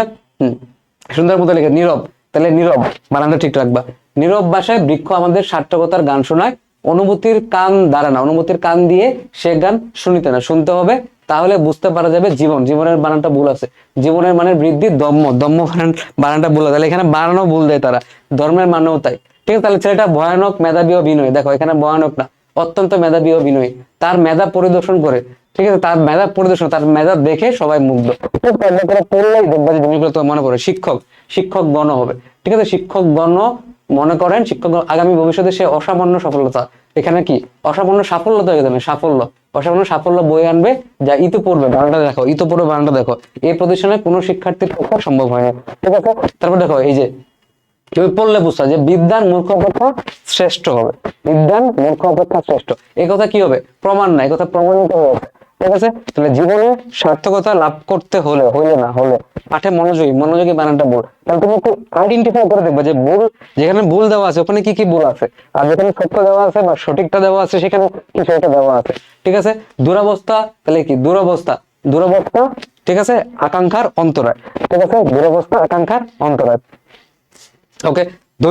দৈন্যতা ভালো না, তাহলে এখানে দৈন্য ভালো নয়, তখন তুমি জাস্ট সুন্দর মতো দেখবা যে কোন কোন জায়গায় ভুল আছে, ঠিক আছে। তুমি যে এখানে রফিকের ক্ষেত্রে দেখো এই যে ভয়ানক না, অত্যন্ত মেধাবী, তাহলে এই জিনিসগুলো আসছে, এই যে সেম জিনিসটা আবার দিছে এই জায়গায়, ঠিক আছে। আচ্ছা, এই যে শহরের বাজারে তরি তরকারি ফলমূল, তাহলে এখানে একটা কমা দিতে হবে, বানানটা ঠিক রাখতে হবে, তরি তরকারি ফলমূলের দাম অনেক অতি চড়া, ঠিক আছে, দাম চড়া, ঠিক আছে। তো বলছে এখানে বলছে অতি চড়া, তাহলে এখানে কি হবে, নিচে কি হবে, শরীরটা কি হবে, শহরের বাজার তরি তরকারি ফলমূলের দাম চড়া, তা তুমি কয়েকবার করে দেখলে তুমি হচ্ছে বুঝতে পারবা, গা বানানটা তোমাকে ঠিক রাখতে হবে, ঠিক আছে, গা বানানটা তোমাকে ঠিক রাখতে হবে, গা থেকে, হ্যাঁ, উপরে থেকে বন্ধু হবে, তাহলে গা থেকে কিনে বাজারে গিয়ে বেচে আসে তারা কিছু রোজগার হবে, ঠিক আছে, কিছু রোজগার হবে। হ্যাঁ, একা মাসের বর্ষা বানানটা কিন্তু ভুল, তুমি সুন্দর জানো বছর বর্ষা বানান ভুল, তুমি দেখে বুঝতেছো, বর্ষা হয় না সালতি বেয়ে অত দূর যেতে, যাওয়া আসাও একার দ্বারা, এবার দ্বারা বানানটা ভুল, একার দ্বারা হবে না, তাহলে তুমি এদিকে সুন্দর করে তুমি যদি কয়েকবার প্র্যাকটিস করো, ঠিক আছে, কয়েকবার প্র্যাকটিস করো, তুমি দেখবে যে খুব সুন্দর করে তুমি কিন্তু আনসার করতে পারবা, তাহলে ওই জিনিসটা তোমরা করে ফেলবা, আশা করি পারবা। ওকে, এখানে আছে আগে প্রথম 5 বছর দেখো, দেখবে যে পরে সব ম্যাক্সিমাম জিনিসই রিপিট আসতেছে, ঠিক আছে, পরে দেখবে যে ম্যাক্সিমাম জিনিস কি আসতেছে, রিপিট আসতেছে, তুমি খুব ইজিলি সেগুলো হচ্ছে আনসার করতে পারবা। ওকে, তো আমাদের আরো টপিক যেগুলো খুবই গুরুত্বপূর্ণ, যেমন হচ্ছে আমাদের বানান, ঠিক আছে, বানানটা আমাদের রয়ে গেছে, আমরা বানানটা পড়বো, ঠিক আছে, বানান পড়বো এবং হচ্ছে আমরা পড়বো হচ্ছে বাক্যতত্ত্ব, ঠিক আছে, বাক্যতত্ত্ব পড়বো, বানান পড়বো। ওকে, তাহলে এখানে কোনটা আসছে? এখানে আসছে হচ্ছে বাক্যতত্ত্ব। বাক্যতত্ত্ব থেকে চলো আমরা একটু পড়ে ফেলি। বাক্যতত্ত্ব খুবই সহজ, ঠিক আছে, খুবই সহজ। ওকে, এই যে বাক্যতত্ত্ব চলে আসছে। ওকে ওকে, চল শুরু করি। তাহলে এই একটা ক্লাস, এই একটা একটা শর্ট ভিডিও তোমাকে হচ্ছে বাক্যতত্ত্বে তোমাকে 5-এ 5 পাওয়ার জন্য এনাফ, এবং এখান থেকে ইনশাল্লাহ 100% কমন আসবে। ওকে, দেখো তাহলে বাক্যতত্ত্ব থেকে কি কি প্রশ্ন আসে প্রথমে খেয়াল করো। এই যে এই প্রশ্নটা অনেকবার আসছে ভাই, বাক্য একেবারে খুবই ইম্পর্টেন্ট প্রশ্ন। তো এখানেও সেম, তোমাকে বাক্য রূপান্তর করতে দেয় অথবা হচ্ছে তোমাকে বাক্যতত্ত্ব থেকে কয়েকটা প্রশ্ন করে। তো এখান থেকে বাক্য রূপান্তর দেওয়াটা হচ্ছে বেটার অপশন, মানে ওটা দিলে তুমি একদম ফুল মার্কস পাবা। বাট যদি তুমি না পারো বা কোনো 2-3টা প্রশ্ন যদি একটু ঝামেলা হয়, সেক্ষেত্রে তুমি কিন্তু এটা দাগাইতে পারো, ঠিক আছে। আমাদের এই এই পার্টটা তুমি হচ্ছে মানে এই রচনামূলক প্রশ্ন তুমি দিতে পারো যদি তোমার ওই জায়গায় সমস্যা হয়। ওকে, এবার আসলে বাক্য কাকে বলে এবং সার্থক বাক্যের কয়টা গুণ বা বৈশিষ্ট্য থাকা আবশ্যক, ঠিক আছে। তাহলে এখানে বাক্য তুমি জানো ভাই, খুবই ইজি, যে কোনো যে পদ বা পদ সমষ্টি দ্বারা বক্তার পূর্ণ মনোভাব প্রকাশ পায় তাকে বলা হয় হচ্ছে বাক্য, ঠিক আছে, পূর্ণ মনোভাব প্রকাশ পায়, ঠিক আছে, পূর্ণ মনোভাব প্রকাশ পায়। বাক্যের গুণটা কি? যে অর্থ স্পষ্ট হওয়ার জন্য, বাক্যের অর্থ স্পষ্ট হওয়ার জন্য আকাঙ্ক্ষার নিবৃত্তি, সম্পূর্ণ মনোভাব প্রকাশ, অর্থগত এবং ভাবগত মিলবন্ধনই হলো বাক্যের গুণ। এখন সার্থক বাক্যের কি কি বৈশিষ্ট্য থাকবে? তুমি ছোটবেলায় সারা জীবন পড়ছো, আকাঙ্ক্ষা, আসক্তির যোগ্যতা, আকাঙ্ক্ষা, আসক্তির যোগ্যতা। তাহলে আকাঙ্ক্ষা মানে কি? একটি পদের পর তার পরবর্তী পদ শোনার যে আগ্রহ, তাকে মেনলি বলা হয় হচ্ছে আকাঙ্ক্ষা, ঠিক আছে, আকাঙ্ক্ষা। যদি আমি তোমাকে বলি যেমন ঢাকা বাংলাদেশ, এরপর তুমি বলবা ভাই এরপরে কি, তারপর তোমার একটা আকাঙ্ক্ষা রয়ে গেছে। কিন্তু আমি যদি বলি যে ঢাকা বাংলাদেশের রাজধানী, তাহলে তোমার কোনো আকাঙ্ক্ষা থাকে না। তাহলে ঢাকা বাংলাদেশের রাজধানী এটা একটা সার্থক বাক্য, ঠিক আছে। আসক্তি, আসক্তি কি?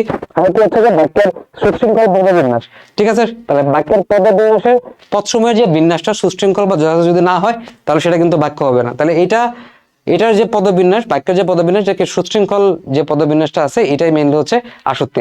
যদি আমি পরীক্ষায় যদি আমি বলি হঠাৎ করে যে সাদা উড়ছে দল বকের আকাশে, তাহলে এটা কিন্তু হইলো সাদা উড়ছে দল বকের আকাশে, তাহলে এই জায়গায় তো আসলে বাক্যের পদবিন্যাসটা ঠিক নাই। তোমাকে বলতে হবে সাদা বকের দল আকাশে উঠছে, ঠিক আছে, এটাই হচ্ছে আসক্তি। এবার যোগ্যতা কি ভাই? যোগ্যতা হচ্ছে অর্থগত এবং ভাবগত মিলবন্ধন, এটা হচ্ছে যোগ্যতা। বা আমি যদি বলি যে হচ্ছে গরুগুলো আকাশে উড়ে, গরু কি আকাশে উঠতে পারে? তাহলে গরু আকাশে উঠতে পারে না, তাহলে এই জায়গায় কিন্তু যোগ্যতাটা মানে ঠিক নাই, বাক্যটার যোগ্যতা হারাচ্ছে। তোমাকে বলতে হবে পাখিগুলো আকাশে উঠছে। তাহলে এটা খুবই খুবই খুবই খুবই ইম্পর্টেন্ট প্রশ্ন, 5 স্টার প্রশ্ন, সুন্দর মতো পড়ে যাবে এটা, ঠিক আছে। এটা আসার সম্ভাবনা অনেক বেশি। তাহলে উপসর্গের অর্থবাচকতা নাই, অর্থদ্যোতকতা আছে, এটা যেমন এরকম ইম্পর্টেন্ট। যে সার্থক বাক্যের গুণ বা বৈশিষ্ট্য, এটাও তেমনই ইম্পর্টেন্ট, ঠিক আছে, 5 স্টার। ওকে, গঠন অনুসারে বাক্য কত প্রকার কি, এটা দেখো অনেকবার আসছে, ঠিক আছে। গঠন অনুসারে তাহলে বাক্য কি আমরা সাধারণত লিখবো? গঠন অনুসারে বাক্য 3 প্রকার, তাহলে এটা গুরুত্বপূর্ণ। সরল বাক্য, সরল বাক্য কি? যে বলতে একটি উদ্দেশ্য এবং একটি বিধেয় থাকে বা একটি সমাপিকা ক্রিয়া থাকে, তাকে বলা হয় সরল বাক্য, ঠিক আছে। সরল বাক্য যেটাকে বলা হয় সিম্পল সেন্টেন্স, ঠিক আছে। যেমন অনয় আজ কলেজে গিয়েছে, ঠিক আছে। জটিল বাক্য মানে কি? এখানে একটা প্রধান খণ্ড বাক্য থাকে এবং এর সাথে এক বা একাধিক আশ্রিত খণ্ড বাক্য থাকে। এখন খেয়াল করো, প্রধান খণ্ড বাক্য এবং হচ্ছে আশ্রিত খণ্ড বাক্য, এই জিনিসটা তোমাকে একটু জানতে হবে ভাই, ঠিক আছে। আসো, আচ্ছা দেখো, প্রধান খণ্ড বাক্য, প্রধান খণ্ড বাক্য মানে কি? যে একটা বাক্যের ভিতরে, একটা সম্পূর্ণ বাক্যের ভিতরে যে খণ্ড বাক্যটা, ঠিক আছে, অর্থ প্রকাশের জন্য অন্য কোনো খণ্ড বাক্যের উপর নির্ভরশীল না। যেমন দেখো, যিনি বিদ্বান তিনি সর্বত্র আদরণীয়, তাহলে তিনি সর্বত্র আদরণীয়, এটা কিন্তু একটা সম্পূর্ণ মানে এই কথাটা বললে কিন্তু একটা অর্থ প্রকাশ পায়, ঠিক আছে। এই তিনি সর্বত্র আদরণীয়, ঠিক আছে, এইটার অর্থ প্রকাশ করার জন্য যিনি বিদ্বানের উপর ডিপেন্ড করতে হচ্ছে না, ঠিক আছে। তাহলে এটা হচ্ছে প্রধান খণ্ড বাক্য। বাট আশ্রিত খণ্ড বাক্য মানে কি? যে এরা প্রধান খণ্ড বাক্যের উপর নির্ভরশীল। যেমন দেখো, যিনি বিদ্বান, ওপর কি? যিনি বিদ্বান তিনি কি? যিনি বিদ্বান তিনি সর্বত্র আদরণীয়, তিনি সর্বত্র আদরণীয়। তাহলে যিনি বিদ্বান বলার পর তোমাকে তিনি সর্বত্র আদরণীয় বলতে হবে, ঠিক আছে, যে অর্থ সম্পূর্ণ অর্থ প্রকাশ করার জন্য। তাহলে এই যে আশ্রিত খণ্ড বাক্যটা, যিনি যিনি বিদ্বান, এটা আসলে প্রধান খণ্ড বাক্য, তিনি সর্বত্র আদরণীয়, এটার উপর ডিপেন্ডেন্ট, ঠিক আছে, এটার উপর নির্ভরশীল, ঠিক আছে, প্রধান খণ্ড বাক্যের উপর নির্ভরশীল। তাহলে এটা হচ্ছে আশ্রিত খণ্ড বাক্য। তাহলে যদি আমি বলি যিনি বিদ্বান তিনি সর্বত্র আদরণীয়, এর ভিতরে তিনি সর্বত্র আদরণীয় এটা বললে কিন্তু অর্থ প্রকাশটা পায়, অর্থটা কমপ্লিটলি প্রকাশ পায়, অন্য কারোর উপর ডিপেন্ড করতে হয় না। বাট যিনি বিদ্বান এই পার্টটুকু, এটা হচ্ছে আশ্রিত খণ্ড বাক্য, কারণ যিনি বিদ্বান, ঠিক আছে, এটা এরপরে যিনি বিদ্বানের অর্থ মানে কমপ্লিটলি প্রকাশ করার জন্য কিন্তু তোমাকে তিনি সর্বোচ্চ আদরণীয় বা প্রধান খণ্ড বাক্যের একটা তোমাকে কি করতে হচ্ছে, হেল্প নিতে হচ্ছে, ঠিক আছে, হেল্প নিতে হচ্ছে। তাহলে প্রধান খণ্ড বাক্য কি, যে অন্য কোনো খণ্ড বাক্য নির্ভরশীল না, তিনি সর্বোচ্চ আদরণীয়, এই পাঠটুকু প্রধান খণ্ড বাক্য, সে নিজে একটা কমপ্লিট, ঠিক আছে, তাকে নির্ভর করতে হবে। যিনি বিদ্যান পাঠটুকু তার অর্থ কমপ্লিট করার জন্য তোমার কিন্তু এই প্রধান খণ্ড বাক্যের উপর একটা ডিপেন্ডেন্সি তার আছে, এটা আশ্রিত খণ্ড বাক্য। এবার ধরো সমাপিকা ক্রিয়া মানে কি, এই যে ক্রিয়া বাক্যের অর্থ এবং গঠনগত পূর্ণতা দেয়, ভাবের পরিসমাপ্তি ঘটে, যেটা সমাপিকা ক্রিয়া। যেমন ছেলেটা বল খেলছে, এটা বললেই তুমি কিন্তু এই যে খেলছে ক্রিয়া, এই ক্রিয়া দিয়ে তুমি কিন্তু ভাবের পরিসমাপ্তি বুঝছো, ছেলেটা বল খেলছে, খুবই সুন্দর, খেলে, নো প্রবলেম, ঠিক আছে। আর অসমাপিকা ক্রিয়া মানে কি, যে অর্থ গঠনগত পূর্ণতা দেয় না, ভাবের পরিসমাপ্তি ঘটে না। দেখো এটা একটু বোঝার চেষ্টা করে, আমি আমাদের শিও জিপিএ 5 কোর্সে পড়াইছিলাম, ওই লেখাগুলো আছে, এটা আমি বলতাম শুধুমাত্র বাড়ি গিয়ে যদি বলে শেষ করে দিতাম, তাহলে এই গিয়ে দিয়ে কি অর্থ বা হচ্ছে ভাবের অর্থ বা ভাবের পরিসমাপ্তি ঘটতো, পূর্ণতা পাইতো না, ঠিক আছে। তাহলে বাড়ি শুধু যদি বলি বাড়ি গিয়ে, তাহলে এই গিয়েটা হচ্ছে কি অসমাপিকা ক্রিয়া। বা যদি আমি বলি যে হচ্ছে বাড়ি গিয়ে ভাত খাবো, দেন কিন্তু এই খাবো এই শব্দ এই ক্রিয়াপদটা ইউজ করার পর মানে অর্থটা কিন্তু কমপ্লিট হলো, শব্দের বাক্যের একটা অর্থ এবং ভাবের একটা পরিসমাপ্তি ঘটলো। তাহলে আমি যদি শুধু বলি যে বাড়ি গিয়ে, তাহলে এই গিয়েটা হচ্ছে অসমাপিকা ক্রিয়া, কারণ বাড়ি গিয়ে এই গিয়ে কথাটার মাঝখানে বা এই ক্রিয়াপদের মাধ্যমে তোমার কিন্তু অর্থ বা গঠনগত পূর্ণতা বা ভাবের পরিসমাপ্তি ঘটতেছে না, বাট তাহলে এই গিয়েটা হচ্ছে অসমাপিকা ক্রিয়া। বাট আমি যদি বলি বাড়ি গিয়ে ভাত খাবো, তাহলে বাক্যটা হচ্ছে এখন আমার কমপ্লিট, ঠিক আছে। তাহলে খাবোটা কি, খাবোটা হচ্ছে সমাপিকা ক্রিয়া, ঠিক আছে। তাহলে দেখো এখানে গিয়েটা হচ্ছে অসমাপিকা ক্রিয়া, এখন অসমাপিক ক্রিয়া থাকার কারণে কিন্তু অর্থ গঠনগত বা ভাবের পরিসমাপ্তি ঘটলো না। দেন আমি বললাম বাড়ি গিয়ে ভাত খাবো, এখন এটা কমপ্লিট, তাহলে এখানে গিয়েটা হচ্ছে অসমাপিক ক্রিয়া, আর খাবো দিয়ে যেহেতু এটা ভাবের পরিসমাপ্তি ঘটছে, অর্থ গঠনগত পূর্ণতা পাইছে, তাহলে এই খাবোটা হচ্ছে এখানে সমাপিকা ক্রিয়া। তো আশা করি ক্লিয়ারলি বুঝতে পারছো, ঠিক আছে। তাহলে এটা পারবা। সরল বাক্য আমি তোমাকে বললাম উদ্দেশ্য একটা বিধেয় মানে একটা সমাপিকা ক্রিয়া থাকবে, ঠিক আছে, সরল বাক্য। আর জটিল বাক্য মানে কি, প্রধান খণ্ড বাক্যের সাথে এক বা একাধিক আশ্রিত বাক্য পরস্পর সাপেক্ষভাবে যুক্ত হবে, যেমন যদি তবে এগুলো যুক্ত হবে, যদি তুমি না আসো তবে আমি যাবো না, যদি তবে যখন তখন এগুলো যুক্ত হবে। যৌগিক বাক্য একাধিক সরল বা জটিল বাক্য সমন্বয়ে গঠিত এবং একটা পূর্ণাঙ্গ বাক্য তৈরি করে, সেটা যৌগিক বাক্য। এখানে তোমার কিন্তু, এবং, অথচ এগুলো যুক্ত হয়। যেমন দেখো সামিয়া অনেক মেধাবী, ঠিক আছে, সে নিয়মিত কলেজে আসে না, তাহলে এটা হচ্ছে পরস্পর নিরপেক্ষ, ঠিক আছে, বাক্য। কিন্তু যুক্ত করছে একটা কি যোজক, একটা যোজক যুক্ত করছে, যেমন কিন্তু, ঠিক আছে, এটা যুক্ত আছে, কিন্তু, অথচ, এবং এগুলো দিয়ে যুক্ত থাকে, ওকে। এবার দেখো অর্থগতভাবে বাক্যের প্রকারভেদ বা অর্থগতভাবে বাক্যের প্রকারভেদ যেগুলো আছে, ঠিক আছে, এগুলো মেইনলি 7 ভাবে ভাগ করা যায়, খুব সুন্দর। প্রথমে বর্ণনামূলক বাক্য, সাধারণভাবে কোনো কিছু বর্ণনা বা বিবৃত করা হয়, বর্ণনামূলক বাক্য, গরু মাঠে ঘাস খায়, গাছে গাছে ফুল ফুটছে, ঠিক আছে। বর্ণনামূলক বাক্য আবার দুই ধরনের, অস্তিবাচক মানে হচ্ছে অ্যাফার্মেটিভ, মানে হচ্ছে হ্যাঁ বাচক, ঠিক আছে, দিবাচক করে রইলো। আর নেতিবাচক মানে হচ্ছে নেগেটিভ, ঠিক আছে, না সূচক অর্থ, না জাতীয় দিবা কোনো কথা বললো না। প্রশ্নসূচক মানে কি, তুমি কিন্তু প্রশ্ন করবা, তুমি কোন ক্লাসে পড়ো, তোমার নাম কি। ইচ্ছাসূচক মানে কি, যে মনের ইচ্ছা আকাঙ্ক্ষা প্রার্থনার প্রকাশ পায়, ভেরি ইজি, তাই না, ভেরি ইজি। এবার দেখো আজ্ঞাসূচক বা হচ্ছে অনুজ্ঞাসূচক, ঠিক আছে। তাহলে এখানে কি বোঝাবে, আদেশ, নিষেধ, আবেদন, অনুরোধ, এগুলো বোঝাবে। অনুজ্ঞাসূচক ওখানে গিয়ে বসো, সত্য কথা বলবে, এগুলো তুমি ইজিলি বুঝো। আবেগসূচক মানে কি, আবেগ প্রকাশ পাবে, কি আরাম, এও কি সম্ভব, এই জায়গায় কিন্তু আবেগ চিহ্নটা দিতে হয়, ঠিক আছে, আবেগ চিহ্নটা দিতে হয়। ওকে, সংখ্যাসূচক মানে কি, এই জায়গায় তোমার হচ্ছে সন্দেহ, সংশয়, সম্ভাবনা, এগুলা প্রকাশ পাবে, ঠিক আছে। এই যে হয়তো, বুঝি, ঠিক আছে, বুঝিবা, এগুলো মানে জিনিসটা হচ্ছে কি একটা তোমার সংশয় প্রকাশ হয়, বোধ হয় আর আসবে না, সম্ভবত দিবার ব্যস্ততা বেড়েছে, এগুলো আসবে। কার্যকারণাত্মক মানে কি, বিশেষ শর্তের অধীনে ক্রিয়া নিষ্পত্তি হয়, ঠিক আছে, বিশেষ শর্তের অধীনে। যেমন কষ্ট না করলে কেষ্ট মিলবে না, এখানে শর্ত দেওয়া আছে যে কষ্ট না করলে তোমার কেষ্ট মিলবে না, নিয়মিত পড়ালেখা না করলে ভালো ফল হয় না, তাহলে এই জায়গায় বিশেষ শর্তের অধীনে থাকে, যে পড়ালেখা না করলে ভালো ফল হবে না, তাহলে শর্তের অধীনে থাকে, এগুলো হচ্ছে কার্যকারণাত্মক বাক্য। এবার সবাই বাক্য রূপান্তর, তাহলে এই কয়েকটা প্রশ্ন বললেই কিন্তু তুমি কমন পাই দিচ্ছ, তো যাইতে পারো, ঠিক আছে। বাট ওই জায়গায় ওইটা লিখতে পারো, কোনো সমস্যা নাই, বাট বাক্য রূপান্তর একদম কমপ্লিট নাম্বার এবং কারেক্ট নাম্বার। তো আমি বাক্য রূপান্তর দিতাম, বাট তোমার যদি বাক্য রূপান্তর কঠিন লাগে তুমি যেতে পারো, যেহেতু এখানে খুবই কম প্রশ্ন, ঠিক আছে। তাহলে আসো, জাদুঘর আমাদের আনন্দ দেয়, তাহলে প্রশ্ন, জাদুঘর কি আমাদের আনন্দ দেয় না, কয়েকবার পড়লে তুমি বুঝো ভাই, সর্বদা তার মনে দুঃখ, এটা বিষয় করতে বলবে, তাহলে বিষয় করতে গেলে এখানে তোমার বিশেষক চিহ্নটা কিন্তু দিতে হবে, এটা কিন্তু মাস্ট, এটা কিন্তু অনেকে ভুলে যায়। সর্বদা তার মনে কি দুঃখ, তিনি ধনী কিন্তু দাতা নন, ঠিক আছে, কিন্তু দিয়ে যুক্ত আছে, কিন্তু দিয়ে যুক্ত, তাহলে এটা যৌগিক বাক্য। সরল করতে গেলে তোমার কি করতে হবে, যে তিনি ধনী হলেও দাতা নন, সূর্যোদয়ে পদ্ম ফুল ফোটে, তাহলে যখন সূর্যোদয় হয় তখন পদ্ম ফুল ফোটে। এখানে আমি প্রতি প্রশ্ন দিয়ে রাখি, মানে বোর্ড প্রশ্নগুলো প্রথমে আগে 5 বছর শেষ করো, এরপর টাইম পাইলে বাইকগুলো পড়বা, ঠিক আছে। বাট আগে 5 বছর শেষ করলে দেখবা যে তোমার ওই সেম জিনিসগুলো ঘুরে বেঁচে আসতেছে, ঠিক আছে। তখন দেখো তাদের ভুলটা ভাঙতে দেরি হয় না, এটাকে অস্তিবাচক বা এফার্মেটিভ করতে বলছে, তাহলে তাদের ভুলটা ভাঙতে দেরি হয় না, তাহলে তাদের ভুলটা যথাসময়ে ভাঙে। এখানে একটা জিনিস খেয়াল রাখতে হবে ভাই, যে তোমার শব্দের বাক্যটা দ্বারা যে মেইন অর্থটা বোঝাচ্ছে সেই অর্থের কোনো চেঞ্জ করা যাবে না, ঠিক আছে? ওই সেম অর্থটা ঠিক রাখতে হবে। তোমার শুধু বাক্যের ক্ষেত্রে হচ্ছে তোমাকে জাস্ট স্ট্রাকচার গুলো চেঞ্জ করে দিতে হবে এক একটা, বাট মেইন অর্থ, বাক্যের যে মেইন অর্থ এটা তোমার কিন্তু চেঞ্জ করা যাবে না। যেমন কি ভয়ঙ্কর ঘটনা, ঠিক আছে? কি ভয়ঙ্কর ঘটনা, তাহলে এটাকে নির্দেশাত্মক করতে বলছে, ঘটনাটা অত্যন্ত ভয়ঙ্কর, তাহলে কি ভয়ঙ্কর ঘটনা, তাহলে এটা আবেগ, এটা হচ্ছে তোমার একটা, যেমন একটা চিহ্ন দিলা যে কি ভয়ঙ্কর ঘটনা, ঠিক আছে? কি ভয়ঙ্কর ঘটনা, তাহলে হচ্ছে এটাকে নির্দেশাত্মক করতে হবে, ঠিক আছে? ঘটনাটা অত্যন্ত ভয়ঙ্কর। মানুষ মরণশীল, তাহলে দেখো মানুষ মরণশীল নেতিবাচক, নেগেটিভ করতে বলছে, ঠিক আছে? এখন তুমি যদি বলো মানুষ মানুষ মরণশীল নয়, তাহলে কিন্তু অর্থই চেঞ্জ হয়ে গেল, অর্থটা চেঞ্জ করা যাবে না, ঠিক আছে? মানুষ মরণশীল, তোমাকে বলতে হবে মানুষ অমর নয়, ঠিক আছে? মানুষ অমর নয় মানে কি, মানুষ মরণশীল, তবে নেতিবাচক বলে তোমার না বুঝে কোনো একটা জিনিস আনতে হবে, নয় না এগুলো নিয়ে আসতে হবে, ঠিক আছে? জ্ঞানী বলে তিনি বিনয়ী ছিলেন যোগী বাগা, তিনি জ্ঞানী এবং বিনয়ী ছিলেন, ঠিক আছে? আচ্ছা, ওকে। তারপর আজকাল কোনো জিনিসই সুলভ নয় ভাই, কোনো সুলভ নয় মানে কি, দুর্লভ। সুলভ নয় মানে কি, দুর্লভ। তোমাকে অস্তিবাচক করতে বলতে, তাহলে নয়টা থাকা যাবে না, তাই না?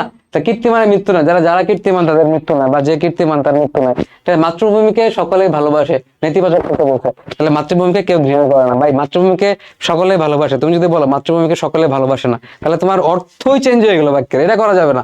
মাতৃভূমিকে কেউ ঘৃণা করে না, ঠিক আছে? এটি বাইরে লজ্জার কথা, বিস্ময় করতে বলতে ভাই, বিস্ময় করার জন্য তোমাকে বিশেষসূচক চিহ্নটা বসিয়ে দিতে হবে, এটা যদি ভুলে যাও তুমি তো নাম্বার পাবে না। তাহলে ছি, এটি কি লজ্জার কথা, ঠিক আছে? এভাবে সুন্দর মতো ভাই আল্লাহ রাস্তা এখানে দিয়ে রাখছে সবগুলা, ঠিক আছে? পিডিএফটা একদম খুবই ইনরিচড পিডিএফ। তুমি আগে প্রথম 5 বছর পরে শেষ করো ভাই, 5 বছর পরে শেষ করলে যে টাইম পাও দেখে যাও, বাট দেখবে যে প্রথম 5 বছর পরে সব সেম, ঠিক আছে? একদম সেম, তো কোনো চিন্তা করার কোনো কারণ নাই, ঠিক আছে? এই যে আমার নিবাস নাই জড়িত করতে হবে, যা নিবাস তা আমার নাই, কয়েকবার তুমি পড়বা, ঠিক আছে? এই যে মানুষ অমর নয়, আবার আসছে মানুষ অমর নয়, এফার্মেটিভ করো, তাহলে কি মানুষ মরণশীল, ঠিক আছে? আর বিশ্বাসসূচক করতে গেলে অবশ্যই তোমাকে বিশ্বাসসূচক চিহ্নটা দিতে হবে, ঠিক আছে? তোমরা পারো আমি জানি। ওকে, এবার আমাদের কাজ কি? এবার আমাদের কাজ হচ্ছে ভাই বানানটা পড়ে ফেলা, ঠিক আছে? বানানটা পড়ে ফেলা। চলো আমরা বানানের পিডিএফটা ওপেন করি।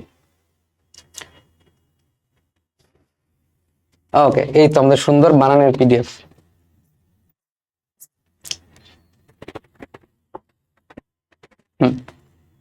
এই যে এখানেও সেম। ওকে,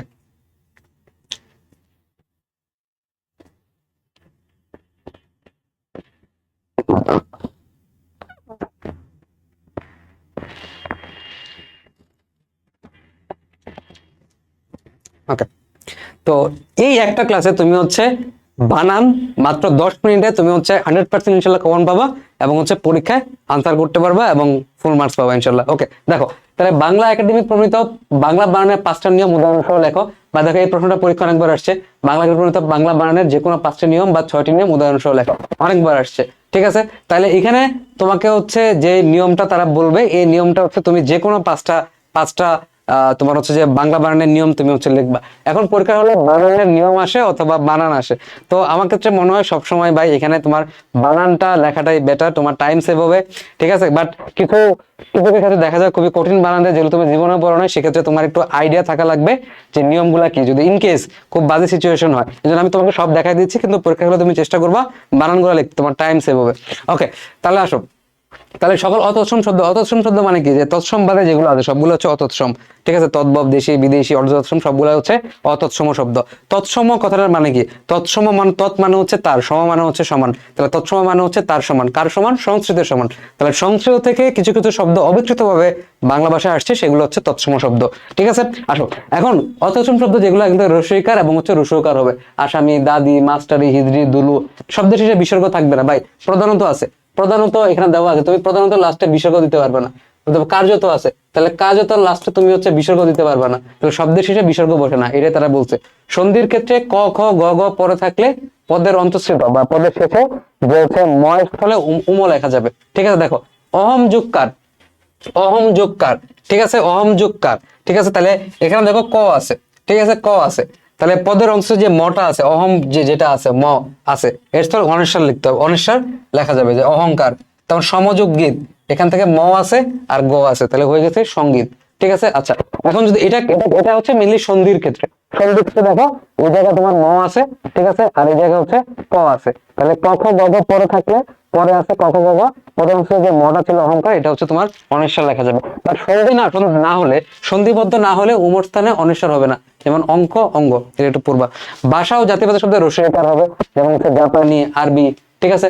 অতৎসম শব্দ যেগুলো আছে ক্ষীয়র স্থলে খ বসবে, ঠিক আছে। অতৎসম শব্দে ক্ষীয়র স্থলে খ বসবে, যেমন খিদে, তারপর হচ্ছে খুর, ঠিক আছে। সুন্দর মতো পড়ে ফেলবা। এখানে কয়টা কয়টা দেওয়া আছে? 1 2 3 4 5 6, ছটা দেওয়া আছে, একটা এক্সট্রা দেওয়া আছে, ঠিক আছে, একটা দেওয়া আছে।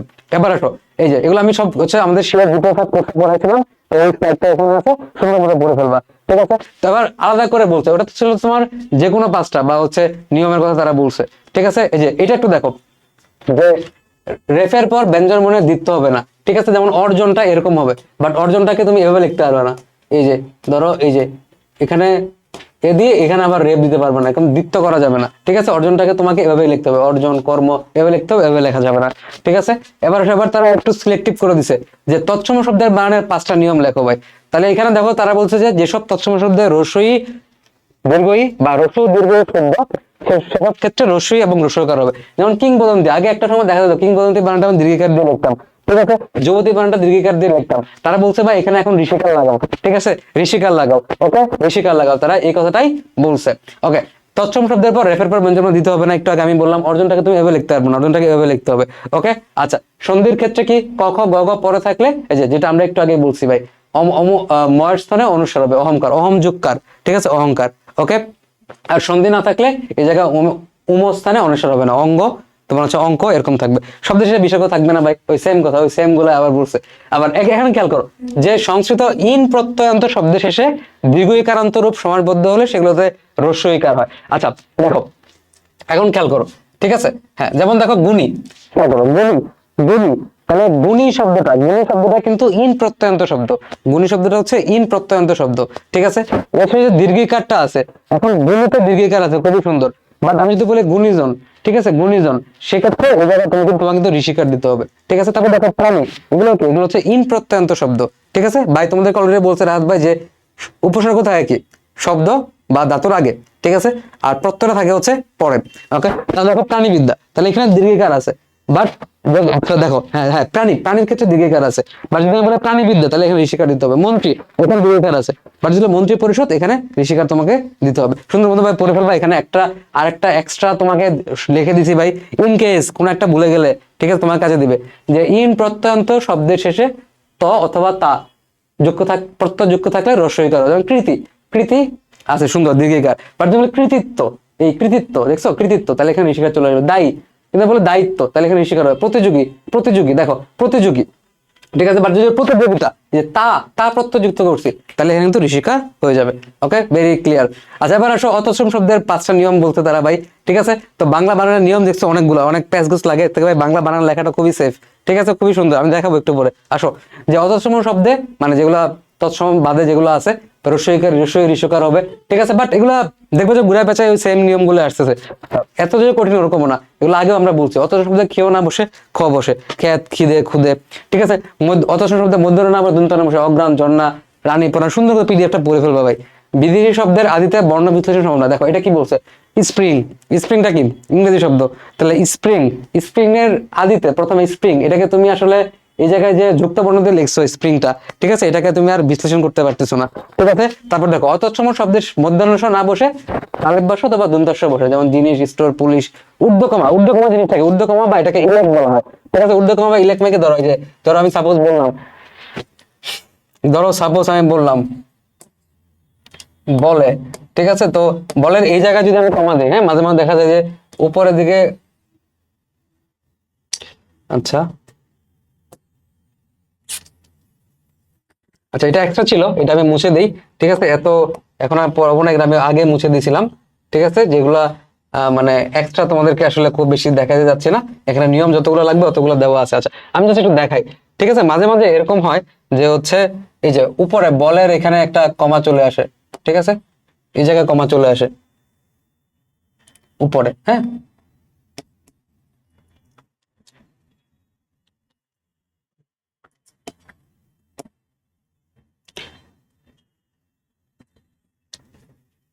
ওকে, আচ্ছা, আম,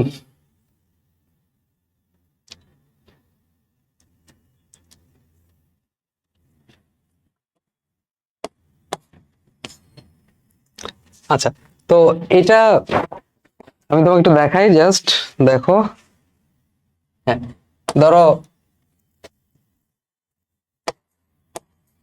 এই যে, তো মাঝে মাঝে ধরো বললাম উপরে যদি কোনো কমা দেয় ওটাকে বলা হয় হচ্ছে ঊর্ধ্ব কমা বা হচ্ছে ইলেক। তাহলে তারা বলছে যে অতৎসম শব্দে ঊর্ধ্ব কমা বর্জন করতে হবে, তাহলে উপরে কমা দেওয়া যাবে না, বলে দুগণ দুটি, এই ঊর্ধ্ব কমা যেটা আছে ইলেক আছে এটা বর্জন করতে হবে, ঠিক আছে, এটা তুমি মনে রাখবা। ওকে, এরপরে চলো, এবার আসো, এবার হচ্ছে রস্বইকার ব্যবহারের 5টা নিয়ম ভাই, রস্বইকার ব্যবহারের 5টা নিয়ম। তাহলে এখানে কি করো যে অতৎসম শব্দে রস্বইকার বলবো, অতৎসম শব্দ মানে রস্বইকার হবে, ইন প্রত্যয়ন্ত সমাসবাদী শব্দের মধ্যে রস্বইকার হবে, গুণীজন প্রাণীবিদ্যা অলরেডি তোমাকে বলছি, তাৎ ত যুক্ত হলে রস্বইকার হবে, অলরেডি আমরা বলছি, ঠিক আছে, অতৎসম শব্দে রস্বইকার হবে, অলরেডি আমরা বলছি। তারপর দেখো এই যে উত্তর যদি হ্যাঁ বা না পাওয়া যায় এমন শব্দে রস্বইকার হবে, যে হচ্ছে তুমি কি যাবে, তাহলে আনসারটা কি হ্যাঁ অথবা না, হ্যাঁ যাবো না যাবো না, ঠিক আছে। বার যদি তোমার নাম কি, তাহলে এখানে আনসার কিন্তু হ্যাঁ বা নাতে হয় না ভাই, হ্যাঁ বা তোমার নাম কি বলবো, আমার নাম জাদিদ, তাহলে তোমার নাম কি, এক্ষেত্রে কিন্তু তোমাকে দীর্ঘিকার ইউজ করতে হবে। বার যদি আনসারের ক্ষেত্রে হ্যাঁ বা না পাওয়া যায় তাহলে এখানে রস্বইকার, যে তুমি কি যাবে হ্যাঁ অথবা না, তাহলে এটা মনে থাকবে, তাহলে আনসার যদি হ্যাঁ অথবা না হয় তাহলে সেক্ষেত্রে তোমার রস্বইকার হবে বা এক্ষেত্রে দীর্ঘিকার হবে।